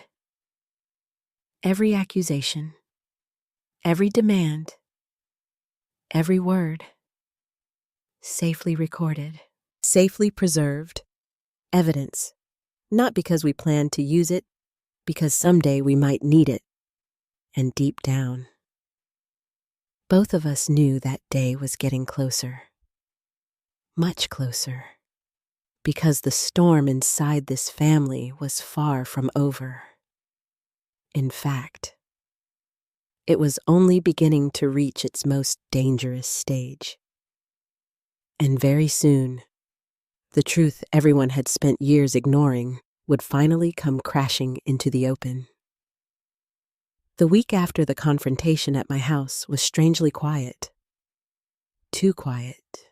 No angry phone calls, no surprise visits, no new attempts to pressure me. At first, I thought perhaps everyone was finally reflecting on what had happened. Then Daniel called. "Patsy." The seriousness in his voice immediately caught my attention. "What is it?" "I think it's time." I looked out my kitchen window. The autumn leaves were falling steadily now. Orange and gold covered the yard Robert had once spent hours maintaining. Time for what? The truth. I closed my eyes. Part of me had known this moment was coming. For months, tension had been building. Questions had multiplied. Masks had started slipping. The family was becoming increasingly desperate, and desperation rarely disappears on its own. "Are you sure?" Daniel didn't hesitate. Yes. I sat quietly. My heart felt heavy. Not because I feared the truth, because I knew what it would do. Once certain things are revealed, families can never return to the way they were before. But perhaps ours had already crossed that point. Perhaps there was nothing left to preserve except honesty. "When?" I finally asked. Daniel answered immediately. "This Saturday." Saturday. 3 days away. Enough time to prepare. Not enough time to avoid it. After we hung up, I sat alone for nearly an hour, thinking, praying, remembering. I wasn't afraid of losing money. I wasn't afraid of losing property. What frightened me was losing the illusion that my family truly saw me. Because deep down, some part of me still hoped I was wrong. Still hoped there was an explanation. Still hoped they would surprise me. Saturday arrived cold and gray. The kind of Ohio afternoon that makes everything feel heavier. Daniel had arranged the meeting in a private conference room at his office. Neutral ground. No one could claim favoritism. No one could storm out of my house. No one could hide behind familiar surroundings. When I arrived, Daniel was already there. Several large envelopes rested neatly on the table. My stomach tightened. Those envelopes contained years of secrets, years of sacrifices, years of invisible support, the evidence of a life nobody had bothered to see. One by one, everyone arrived. Michael, Jennifer, Brian, Linda, Emily. The atmosphere felt tense from the beginning. No one seemed sure why they had been invited. No one seemed comfortable, especially Linda. She looked nervous. That alone interested me, because Linda rarely looked nervous. She preferred being the person who made others uncomfortable. Today felt different. Daniel waited until everyone was seated. Then he began. "Thank you for coming." Nobody responded. The silence stretched. Finally, Michael asked the obvious question. "What is this about?" Daniel folded his hands, then looked directly at me. I nodded, the signal we had agreed upon. "Go ahead." The room became still. Daniel turned back toward the others.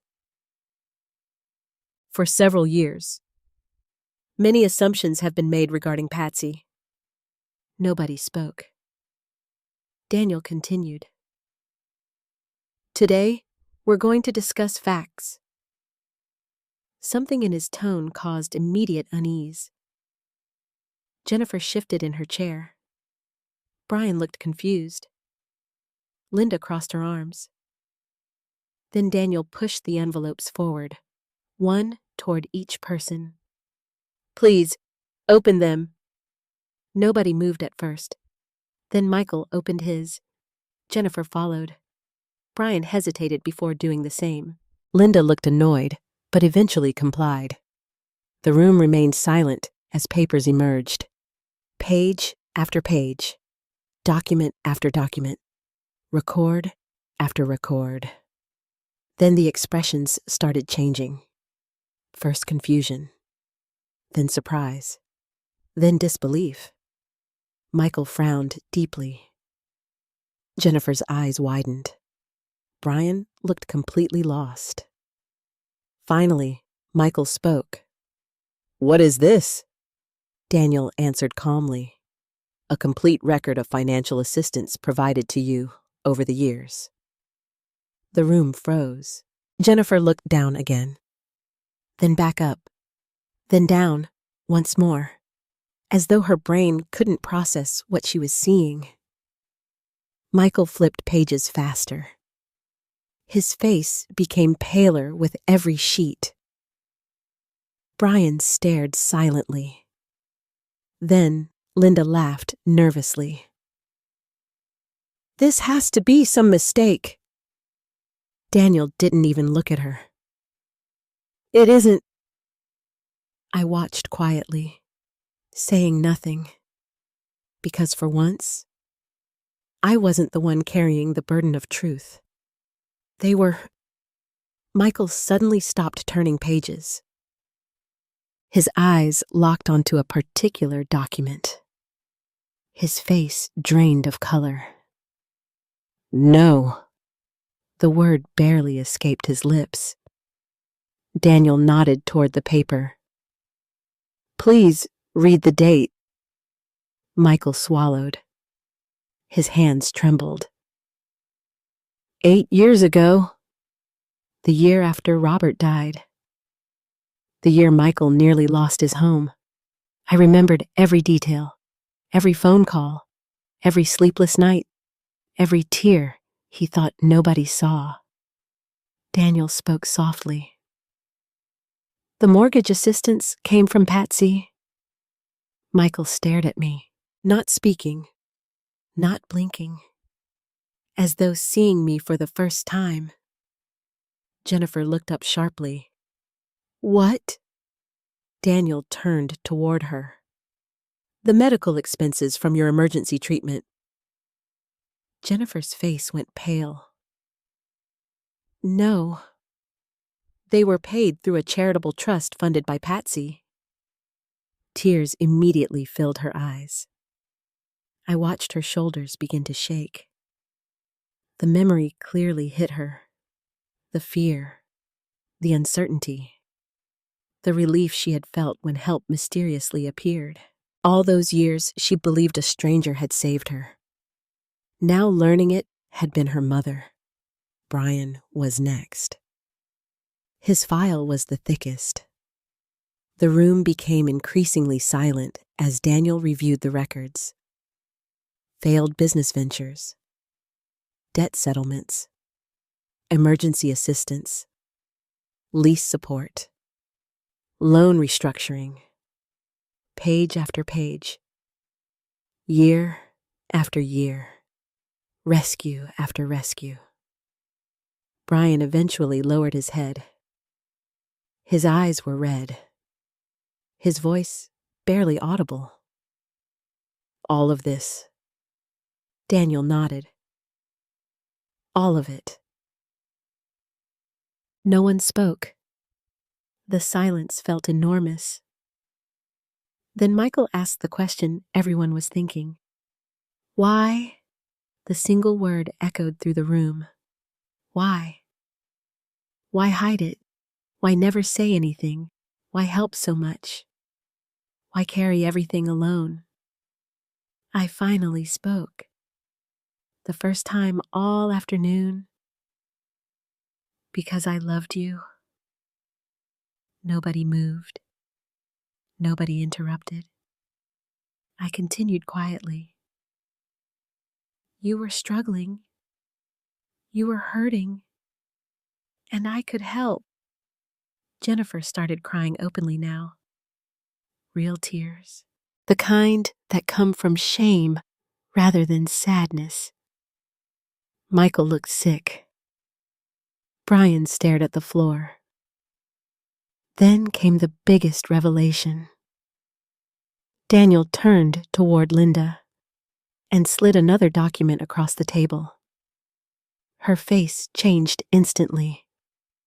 She recognized it. Immediately. I saw the fear before she could hide it. Daniel's voice remained calm. You received assistance as well. Linda's jaw tightened. Not much. The answer came too quickly, too defensively. Daniel opened the file. Medical debt. Another page. Credit card settlement. Another page. Financial intervention during a collection action. Another page. Additional private assistance. Linda's face had gone completely pale. The room shifted. The focus shifted. Everyone noticed. Because unlike the others, Linda wasn't emotional. She was frightened. Very frightened. Michael looked toward her, then toward the documents, then back again. A realization was beginning to form. A dangerous realization. Because one fact had become impossible to ignore. The person who had spent months claiming Patsy was a burden had secretly benefited from Patsy's generosity too. The irony hung heavily in the room. Nobody knew what to say. Nobody knew where to look. And for the first time since this nightmare began, the balance of power had completely changed. Not because I had attacked anyone, not because I had defended myself, simply because the truth had entered the room. And truth has a way of making every lie collapse under its own weight. As the silence continued, I realized something important. The shock wasn't over. Not even close. Because these documents explained who had been helping, but they didn't explain why Linda had worked so hard to take control. That secret was still hidden. For now. And judging by the fear on Linda's face, she knew exactly what was coming next. For several long seconds after Daniel revealed Linda's financial records, nobody spoke. The room felt frozen. Michael stared at his papers. Jennifer's eyes remained red from crying. Brian looked overwhelmed. And Linda looked trapped. It was the first time I had ever seen genuine fear on her face. Not embarrassment, not irritation. Fear. The difference mattered, because embarrassed people worry about what others think. Frightened people worry about what others might discover. And judging by Linda's expression, there was still something she desperately wanted hidden. Daniel seemed to notice it too. He calmly closed one folder and opened another. A thinner folder. One I had never seen before. Immediately, Linda sat upright. Her reaction was subtle, but noticeable. Daniel looked directly at her. "There's one more matter we need to discuss." My sister's face turned pale. "What matter?" For the first time all afternoon, Daniel didn't answer immediately. Instead, he carefully removed several documents. The room grew even quieter. Michael looked confused. Jennifer wiped her eyes. Brian frowned. Emily sat silently beside me, watching everything. Daniel finally spoke. "Over the past year, a number of claims were made regarding Patsy's mental capacity. Nobody moved. Nobody breathed. I felt my pulse quicken, because suddenly I knew where this was going." Linda spoke quickly. "People were concerned." Daniel looked at her. "People?" Linda hesitated, then nodded. "Yes." Daniel slid one document across the table.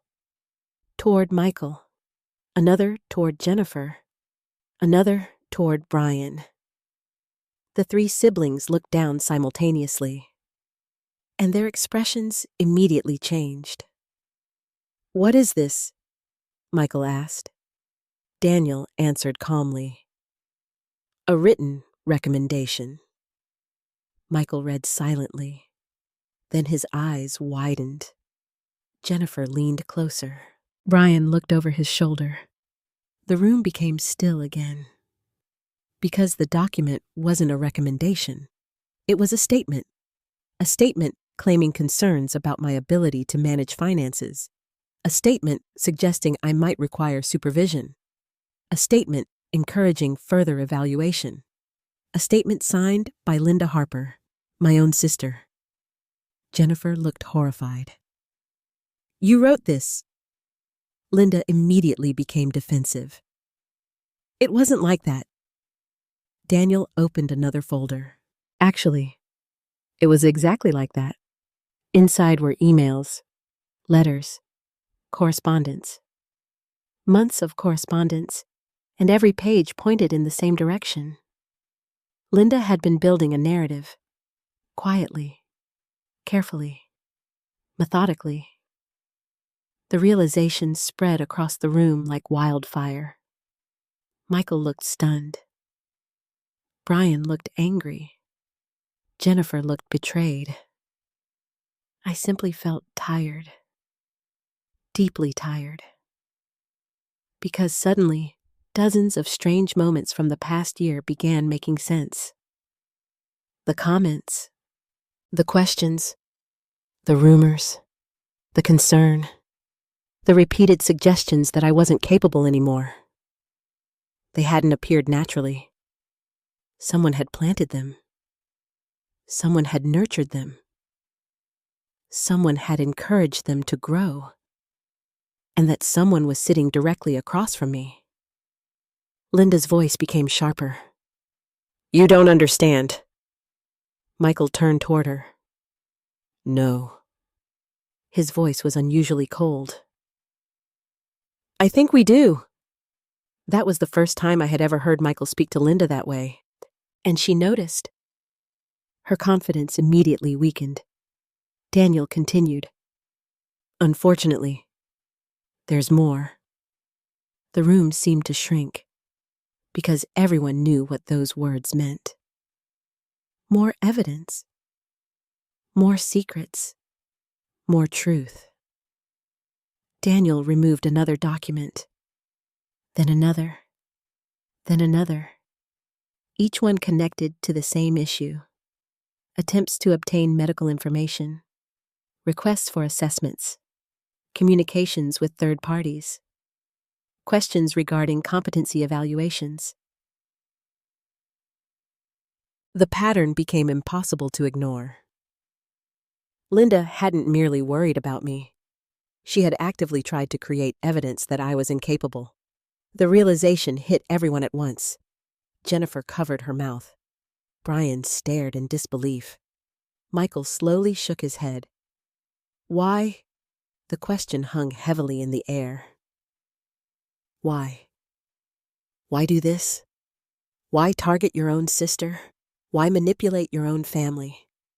Why spend months pushing this narrative? For a moment, Linda didn't answer. Then she looked directly at me, and I saw something unexpected. Not hatred, not greed, desperation, pure desperation. Her shoulders slumped. The fight drained out of her, and suddenly she looked older than I had ever seen her. Daniel quietly placed one final document on the table. No one touched it. No one needed to. The title alone explained everything. Outstanding debt summary. The room became silent. Michael slowly reached for it.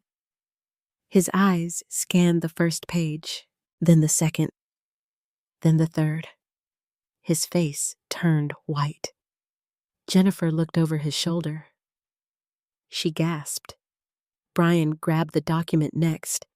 Within seconds, everyone understood. Linda wasn't struggling financially. Linda was drowning financially. The amount was staggering. Years of poor decisions, failed investments, credit card debt, personal loans, hidden obligations, collection actions. Everything combined into a disaster. The truth finally stood exposed. Linda wasn't trying to protect me. She was trying to save herself. The room remained completely silent. Then Jennifer whispered, "Oh my God." Nobody disagreed, because the scale of it was unbelievable. Linda looked away, unable to meet anyone's eyes. Michael finally spoke. "Is this why?" She didn't answer. He repeated the question, more firmly. "Is this why you've been pushing Mom to sell the house?" Silence. Then tears appeared in Linda's eyes. For the first time all day, real tears. Not performance, not manipulation. Actual tears. And then she nodded. Just once. The room seemed to exhale simultaneously, because at last, the final piece had fallen into place. Everything suddenly made sense. The pressure, the urgency, the manipulation, the constant focus on my house, the attempts to question my competence, the family meetings, the paperwork, the legal discussions, all of it, every single piece. It had never been about me. It had been about Linda's debt. Linda finally spoke, her voice barely above a whisper. "I didn't know what else to do." Jennifer stared at her. "So, you lied." Linda closed her eyes. "I panicked." Michael stood up. The disappointment on his face was devastating. "You made us believe Mom couldn't take care of herself." Linda started crying harder. "I was trying to fix things." Brian laughed bitterly. "No." His voice shook. "You were trying to take her house." The bluntness of the statement shocked everyone, mostly because it was true. And truth is hardest to hear when it arrives without softening. For several minutes, nobody spoke. The room felt emotionally exhausted, as though years of tension had finally exploded and left everyone drained. Then something unexpected happened. Emily quietly reached into her bag and placed her phone on the table. Everyone looked at her. She took a deep breath. I think you should hear something. My heart skipped. The recording. The one from my living room. The one she had secretly captured. Suddenly, Linda's face lost all remaining color. Because she knew. She knew exactly what was on that recording. And she knew everyone was about to hear it. The cruel words, the pressure, the manipulation, the truth. For the first time since this nightmare began, Linda looked completely defeated. And as Emily prepared to press play, I realized something important. The revelations weren't over. Not yet. The documents had exposed the motive. But the recording would expose the behavior, the lies, the cruelty, the manipulation, everything. And once everyone heard it, there would be no hiding behind excuses anymore. None at all. The moment Emily pressed play, the room filled with silence. Not because the recording had started, because everyone knew what was coming. Nobody reached for a phone. Nobody spoke. Nobody looked away. The first voices emerged from the speaker. Michael, Jennifer, Brian, Linda, and finally mine. The recording was crystal clear. Every word, every accusation, every cruel implication, every attempt to pressure me. At first, the room remained motionless. Everyone listened. Then Linda's voice echoed through the speakers. This house is worth a fortune. Nobody reacted. Not outwardly, but I watched Michael's jaw tighten. Jennifer lowered her eyes. Brian folded his arms. The recording continued, one statement after another, one uncomfortable truth after another. Then came the sentence that changed everything. You don't need all this money. The room became painfully still, because hearing those words spoken aloud was different than remembering them. There was no context now, no explanation, no excuse, just naked greed, raw and undeniable. Jennifer began crying again, this time harder, because she wasn't just hearing Linda. She was hearing herself, hearing the moments she stayed silent, hearing the moments she allowed things to happen, hearing the moments she chose convenience over courage. The recording reached its end. The final words faded. Then silence returned. A long silence. The kind that forces people to confront themselves. No one rushed to speak. No one rushed to defend themselves. For once, there was nowhere to hide. Finally, Michael stood. He walked to the window, turned his back to the room, and remained there for nearly a minute. When he finally spoke, his voice sounded different, older, heavier, ashamed. I can't believe this. Nobody answered, because there was nothing to say. The evidence had spoken for itself. Jennifer wiped her eyes, then looked directly at me. Not at the papers, not at Daniel, at me, her mother, the woman she had failed. I'm sorry. The words came out broken, barely audible, but they were real. The first genuine apology anyone had offered. Not an excuse, not a justification, not a defense, just sorrow. My heart ached, because despite everything, she was still my daughter, and seeing her hurt never became easy.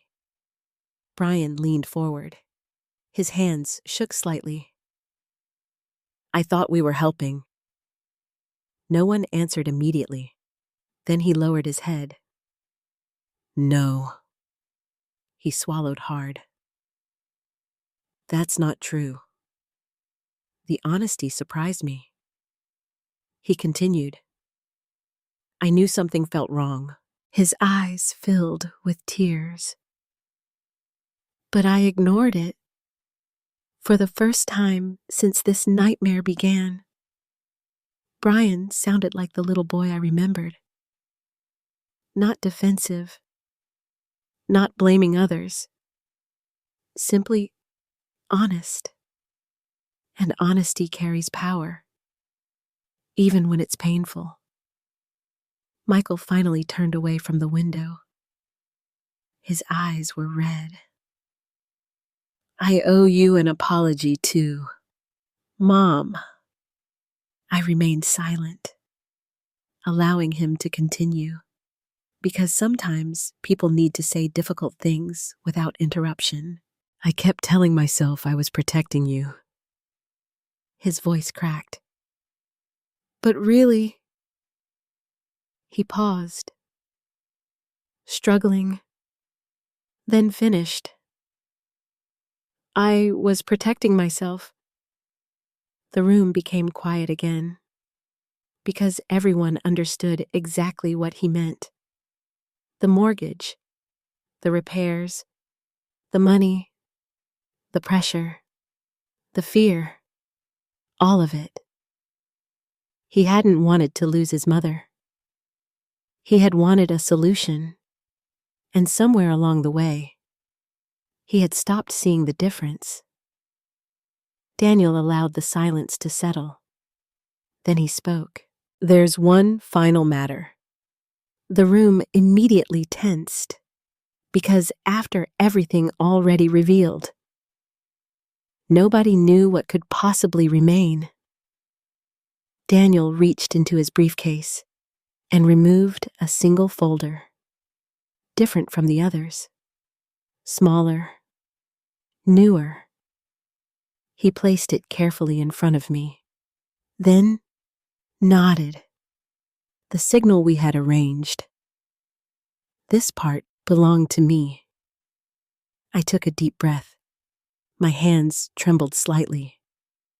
Not from fear, from emotion, because this moment mattered. Not for revenge, not for punishment, for the future. I opened the folder. Inside were documents Robert and I had created years earlier, updated recently with Daniel's help. A long-term family trust. The room looked confused. Michael frowned. Jennifer stopped crying. Brian looked uncertain. Even Linda seemed surprised. I spoke softly. Your father and I always wanted to leave something behind. The mention of Robert immediately changed the atmosphere. Everyone loved Robert, even Linda, especially Linda, because Robert had always been the steady center of every room, the person who made everyone feel safe. I continued. For years, I planned to divide everything equally. Nobody spoke, but everyone listened. Every word mattered now. Then all of this happened. My voice remained calm, steady, stronger than I felt. And I realized something important.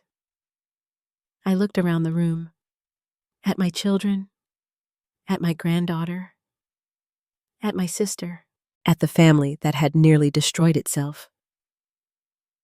Money doesn't build families. Nobody moved. Character does. The words landed heavily because everyone understood who they were aimed at. Not one person. All of them. Including me. I opened the trust documents. The trust still exists. Shock appeared immediately. Michael looked confused. Jennifer stared. Brian blinked repeatedly. They clearly hadn't expected that. Perhaps they thought today's meeting was about punishment, about revenge, about consequences. It wasn't. Not entirely. I continued. But there are conditions. Now everyone was paying very close attention. The room had become completely silent again. The trust is designed to help family members during genuine hardship. I paused. But not enable irresponsibility. Brian lowered his eyes. Understandably. The trust rewards accountability. Another pause. Honesty. I looked briefly toward Linda. Integrity. Nobody missed the implication. Then I turned toward Emily and smiled. For the first time all afternoon. A real smile. Because she had earned it. One person in this room chose courage when it would have been easier to stay silent. Emily immediately looked uncomfortable, exactly as I expected. She wasn't the type who enjoyed attention.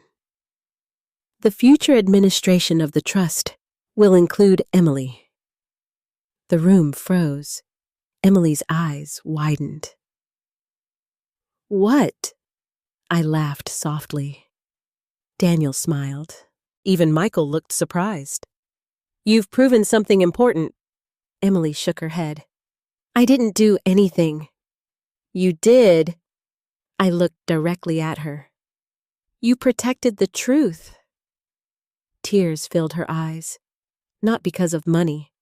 Because she finally understood what I was saying. Trust. I trusted her. Perhaps more than anyone else in the room. The realization overwhelmed her. Then, something unexpected happened. Michael stood, walked across the room, and faced Emily. For a moment, nobody knew what he intended. Then he spoke. You were braver than the rest of us. Emily immediately started crying, and suddenly, something shifted. Not in the documents, not in the trust, in the family. For the first time in months, people stopped defending themselves, stopped blaming each other, stopped chasing money, stopped arguing. Instead, they started seeing the damage, the real damage, the emotional damage, the trust that had been broken, the love that had been neglected, the mother who had been invisible. And in that moment, I realized the truth had finally done its work. Not perfectly, not completely, but enough. Enough to expose what needed exposing. Enough to reveal who people truly were. Enough to create a chance for healing. Not a guarantee. A chance. And after everything that had happened, a chance was more than I ever expected. The meeting ended shortly after that. Not because every wound had healed, not because every problem had been solved, but because everyone was emotionally exhausted. There comes a point in certain conversations when there is simply nothing left to say. Only things left to feel, as people slowly gathered their belongings. Nobody rushed toward the door. Nobody seemed eager to leave. The atmosphere felt completely different from the countless family meetings that had come before. For months, every gathering had been about strategy, pressure, control, arguments. Now all of that had disappeared. What remained was something much harder. Reflection. Michael approached me first. His eyes were swollen from crying. I honestly couldn't remember the last time I had seen my oldest son cry. Maybe not since Robert's funeral. He sat beside me. Neither of us spoke immediately. Finally, he took a deep breath. "I failed you." The words came quietly, without excuses, without explanations, without conditions. I looked at him. Really looked at him. Not the frustrated man from recent months. Not the worried homeowner. Not the son chasing solutions. I saw the little boy who used to sit beside me after bad dreams. The little boy who believed his mother could fix anything. And perhaps that had been part of the problem. For too long, I had allowed everyone to believe exactly that. I gently touched his hand. "No." He looked confused. "No. You made mistakes." His eyes filled again. "But mistakes aren't failures unless you refuse to learn from them." The room grew quiet. Michael lowered his head. And for the first time in many months, I saw humility instead of defensiveness. A few moments later, Jennifer approached. She looked emotionally drained. The confident woman who normally managed every situation seemed completely gone. What remained was simply my daughter, vulnerable, ashamed, heartbroken. She sat across from me, then began crying almost immediately. "I'm so sorry." The words came repeatedly, again and again, as though saying them enough times might somehow undo the damage. I waited until she finished, then asked a simple question. "Why didn't you talk to me?" Jennifer looked surprised.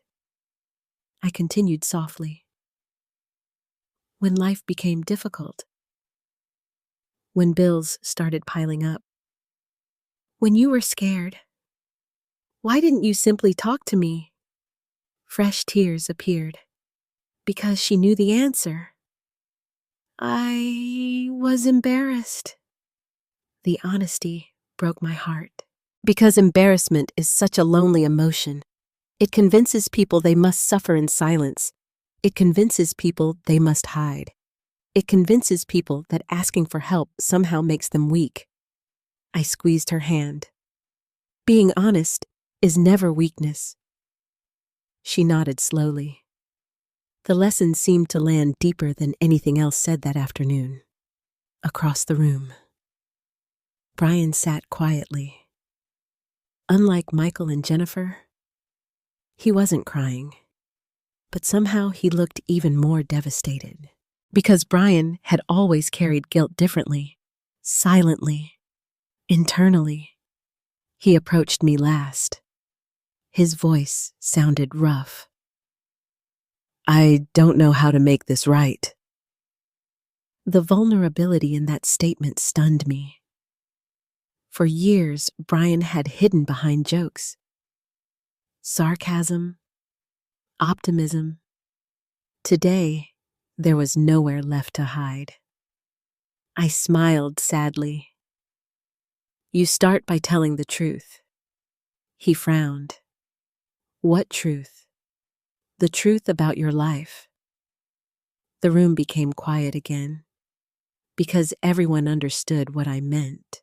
Brian had spent years pretending things were fine, pretending business problems weren't serious, pretending debts would somehow disappear, pretending tomorrow would solve what today had created.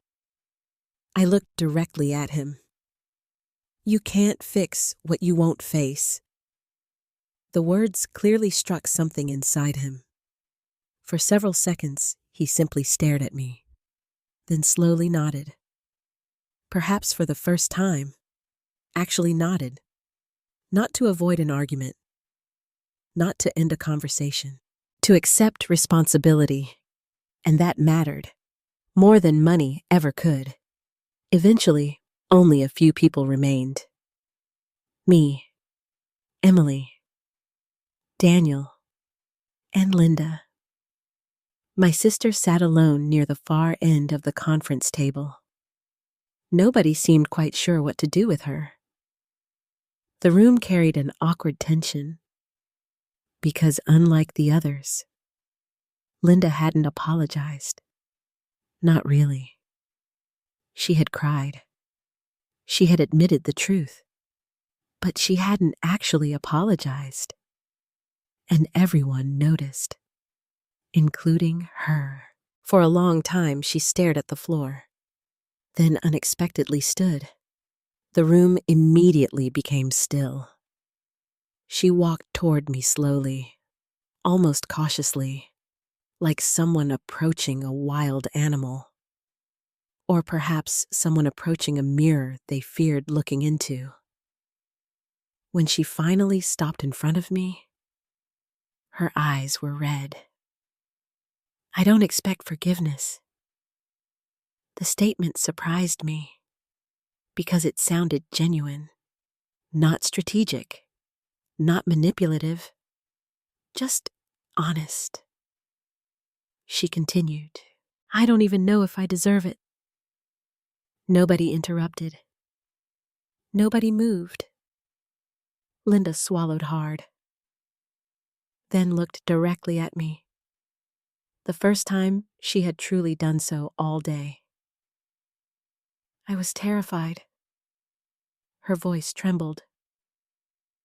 The debt kept growing. I couldn't sleep. I couldn't think. Tears filled her eyes again. And every bad decision created another bad decision. I listened quietly, not because I agreed, because I understood. Fear can destroy good judgment.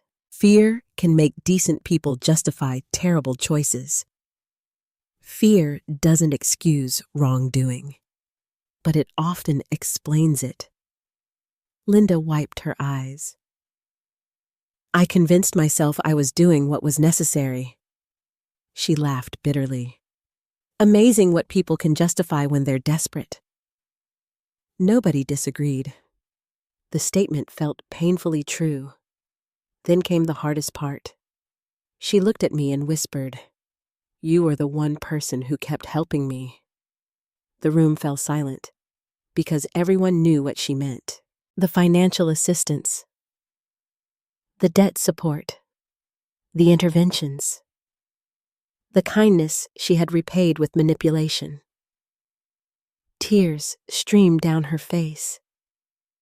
And for the first time, I believed she fully understood what she had done. Not the financial part, the personal part, the betrayal, the trust, the damage. That realization hurt more than any dollar amount ever could. For several moments, neither of us spoke. Then I stood, walked toward her, and hugged her. The room seemed stunned, especially Linda. She immediately began sobbing. The kind of uncontrollable sobbing that comes when someone has carried shame for too long. I held her quietly, not because everything was fixed, not because consequences disappeared, but because forgiveness and accountability can exist together. Robert taught me that years ago. You can love someone while still refusing to enable them. You can forgive someone while still expecting change. You can offer grace without surrendering wisdom. Eventually, Linda pulled away, still crying, still ashamed, but somehow lighter, as though speaking the truth had finally released something. When she left the conference room, nobody followed her. Nobody argued. Nobody criticized. The battle was over. Now came the rebuilding. Later that evening, Emily and I sat together on my porch. The Ohio sky glowed orange as the sun slowly disappeared. For a while, we simply watched the sunset. Then, Emily smiled. "You know something?" "What?" She leaned her head against my shoulder. "They thought you were the weakest person in the family." I laughed softly. "So it seems." She shook her head. "No." Her voice carried absolute certainty. "They just didn't realize you were the strongest." I stared toward the horizon, toward the fading sunlight, toward the life Robert and I had built, and for the first time in many months, peace settled into my heart. Not because everything was perfect, because the truth was finally free. And sometimes truth is the first step toward healing, the first step toward rebuilding, the first step toward becoming a family again. 6 months later, my life looked completely different. Not because I had moved, not because I had sold my home, not because I had become wealthy overnight. The truth was much simpler. For the first time in years, I was living without carrying everyone else's weight, and that changed everything. The first snowfall of winter had arrived early that year. I stood on my porch one morning, wrapped in Robert's old coat, watching snowflakes drift across the yard. The garden slept beneath a blanket of white. The trees stood quiet and still. The world felt peaceful. For a long time, I had mistaken peace for loneliness. Now I understood the difference. Loneliness hurts. Peace heals. And after everything that had happened, healing was exactly what I needed. Inside the house, the coffee maker finished brewing. I smiled. Some habits never change. As I carried my coffee into the living room, my eyes landed on Robert's photograph. The same photograph that had witnessed every stage of this journey. The fear, the betrayal, the revelations, the truth. I picked it up. "You were right." I laughed softly. "I still hate admitting that." For a moment, I imagined his response. That quiet smile. That patient look. The look that always said he knew something I hadn't figured out yet. Perhaps he had known this ending all along. Not the details, but the lesson. The lesson that love without boundaries eventually becomes self-destruction. The lesson it had taken me 62 years to learn. A knock interrupted my thoughts. I already knew who it was. Emily. She visited almost every Saturday. Not because she felt obligated, because she wanted to. That difference meant everything. The moment I opened the door, she grinned. "Morning, Grandma." "Morning, sweetheart." She stepped inside carrying a box of pastries. Another habit. We settled into the kitchen, talking, laughing, enjoying the simple comfort of each other's company. Emily was halfway through nursing school now, confident, capable, kind. Every time I looked at her, I felt hopeful. Not because she was perfect, because she was honest. And honesty is rarer than most people realize. As we talked, another car pulled into the driveway, then another. Emily smiled. "They're early." I laughed. "Apparently." A few moments later, Michael and Brian entered together. The sight still felt strange. Not because they were visiting, because they were visiting without needing anything. That had become one of the biggest changes. The requests had stopped. The emergencies had stopped. The constant dependence had stopped. Not immediately, not easily, but eventually. Michael had spent the past 6 months rebuilding his finances. Actually rebuilding them. Instead of waiting for invisible solutions. The process hadn't been easy, but it had transformed him. He seemed calmer now, more grounded, more responsible. Brian had changed too, perhaps more than anyone. For the first time in his adult life, he was living within his means. Budgeting, planning, accepting setbacks instead of running from them. The growth wasn't perfect, but it was real. And real growth is often messy. Jennifer arrived shortly afterward. She carried a homemade pie. A small gesture. Yet somehow it meant more than expensive gifts ever could. Because it reflected effort, thoughtfulness, love. Not obligation.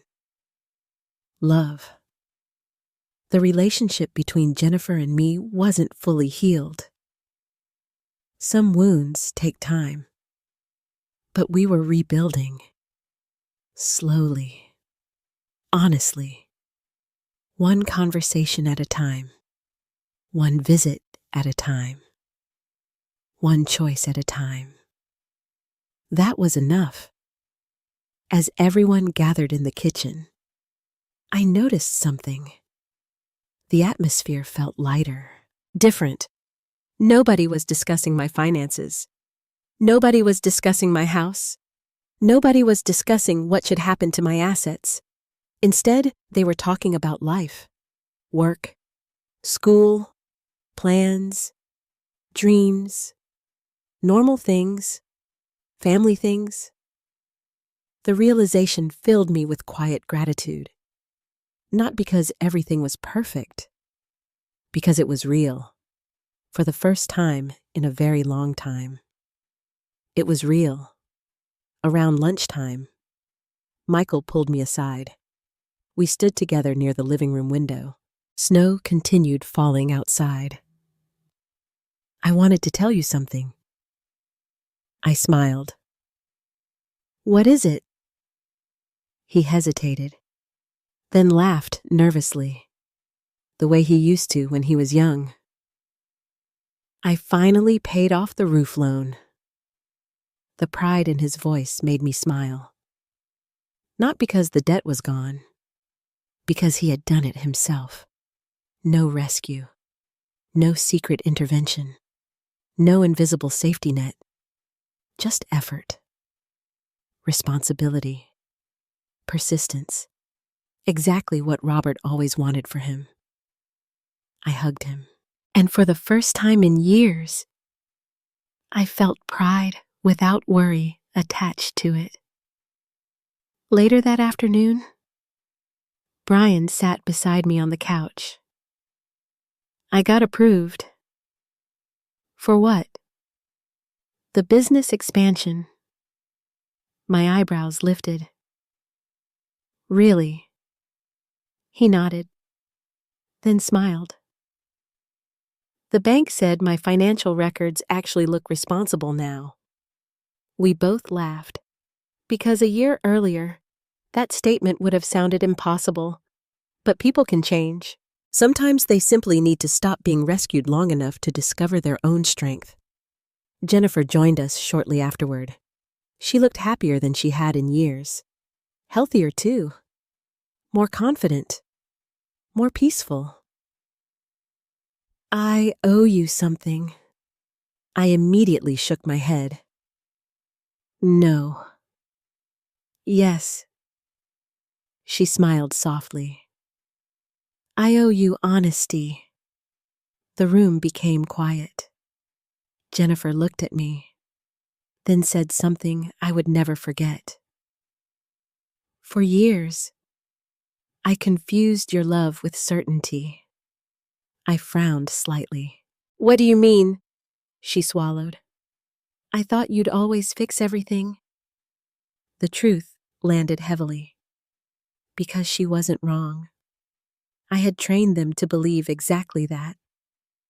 Jennifer smiled sadly. When the support disappeared, I thought you'd abandoned us. Her eyes filled with tears. Now I realize you are finally giving us a chance.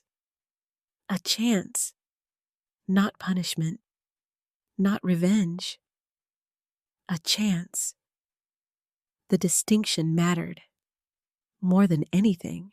That evening, after everyone left, I sat alone in the living room. The house felt quiet again. But not empty. Never empty. Because solitude and emptiness are not the same thing. I looked around the room, the photographs, the memories, the life Robert and I had built. And I thought about everything that had happened, the accusations, the betrayal, the greed, the lies, the truth, the healing, the growth. None of it had been easy. Some days had nearly broken me. Some nights I had cried myself to sleep. Some moments I had questioned everything. But standing there now, I understood something important. Strength isn't loud. Strength doesn't always win arguments. Strength doesn't always look powerful. Sometimes, strength looks like a widow sitting quietly at a kitchen table while everyone underestimates her. Sometimes, strength looks like refusing to surrender your dignity. Sometimes, strength looks like loving people enough to stop enabling them. And sometimes, strength looks like finally choosing yourself. My family had spent years believing I was the weakest person in the room. The lonely widow. The aging mother. The woman who needed protection. What they eventually discovered was something entirely different. I wasn't the person they needed to save. I was the person who had been holding everything together. And once they finally understood that truth, they were forced to discover something even more important. Their own strength. The strength they never needed me to carry for them. The strength that had been inside them all along. As snow continued falling outside my window, I smiled at Robert's photograph one last time. The house was quiet. My heart was peaceful. And for the first time in many years, I wasn't afraid of being alone because I finally knew my worth. And that changed everything. Life has a way of teaching us difficult lessons when we least expect them. One of the hardest lessons is that love and sacrifice are not the same thing. Many parents spend their lives giving everything they have to their children. They work harder, worry longer, and carry burdens nobody ever sees. Often, they do it quietly because that is what love looks like. But love without boundaries can become a prison. When we constantly rescue people from the consequences of their choices, we may believe we are helping them. In reality, we may be preventing them from becoming stronger. Another lesson is that silence should never be mistaken for weakness. The strongest people are often the ones who complain the least. They are the ones carrying responsibilities nobody notices. They are the ones holding families together while receiving little recognition in return. And perhaps the most important lesson of all is this. You can forgive people without allowing them to continue hurting you. You can love people while still protecting your peace.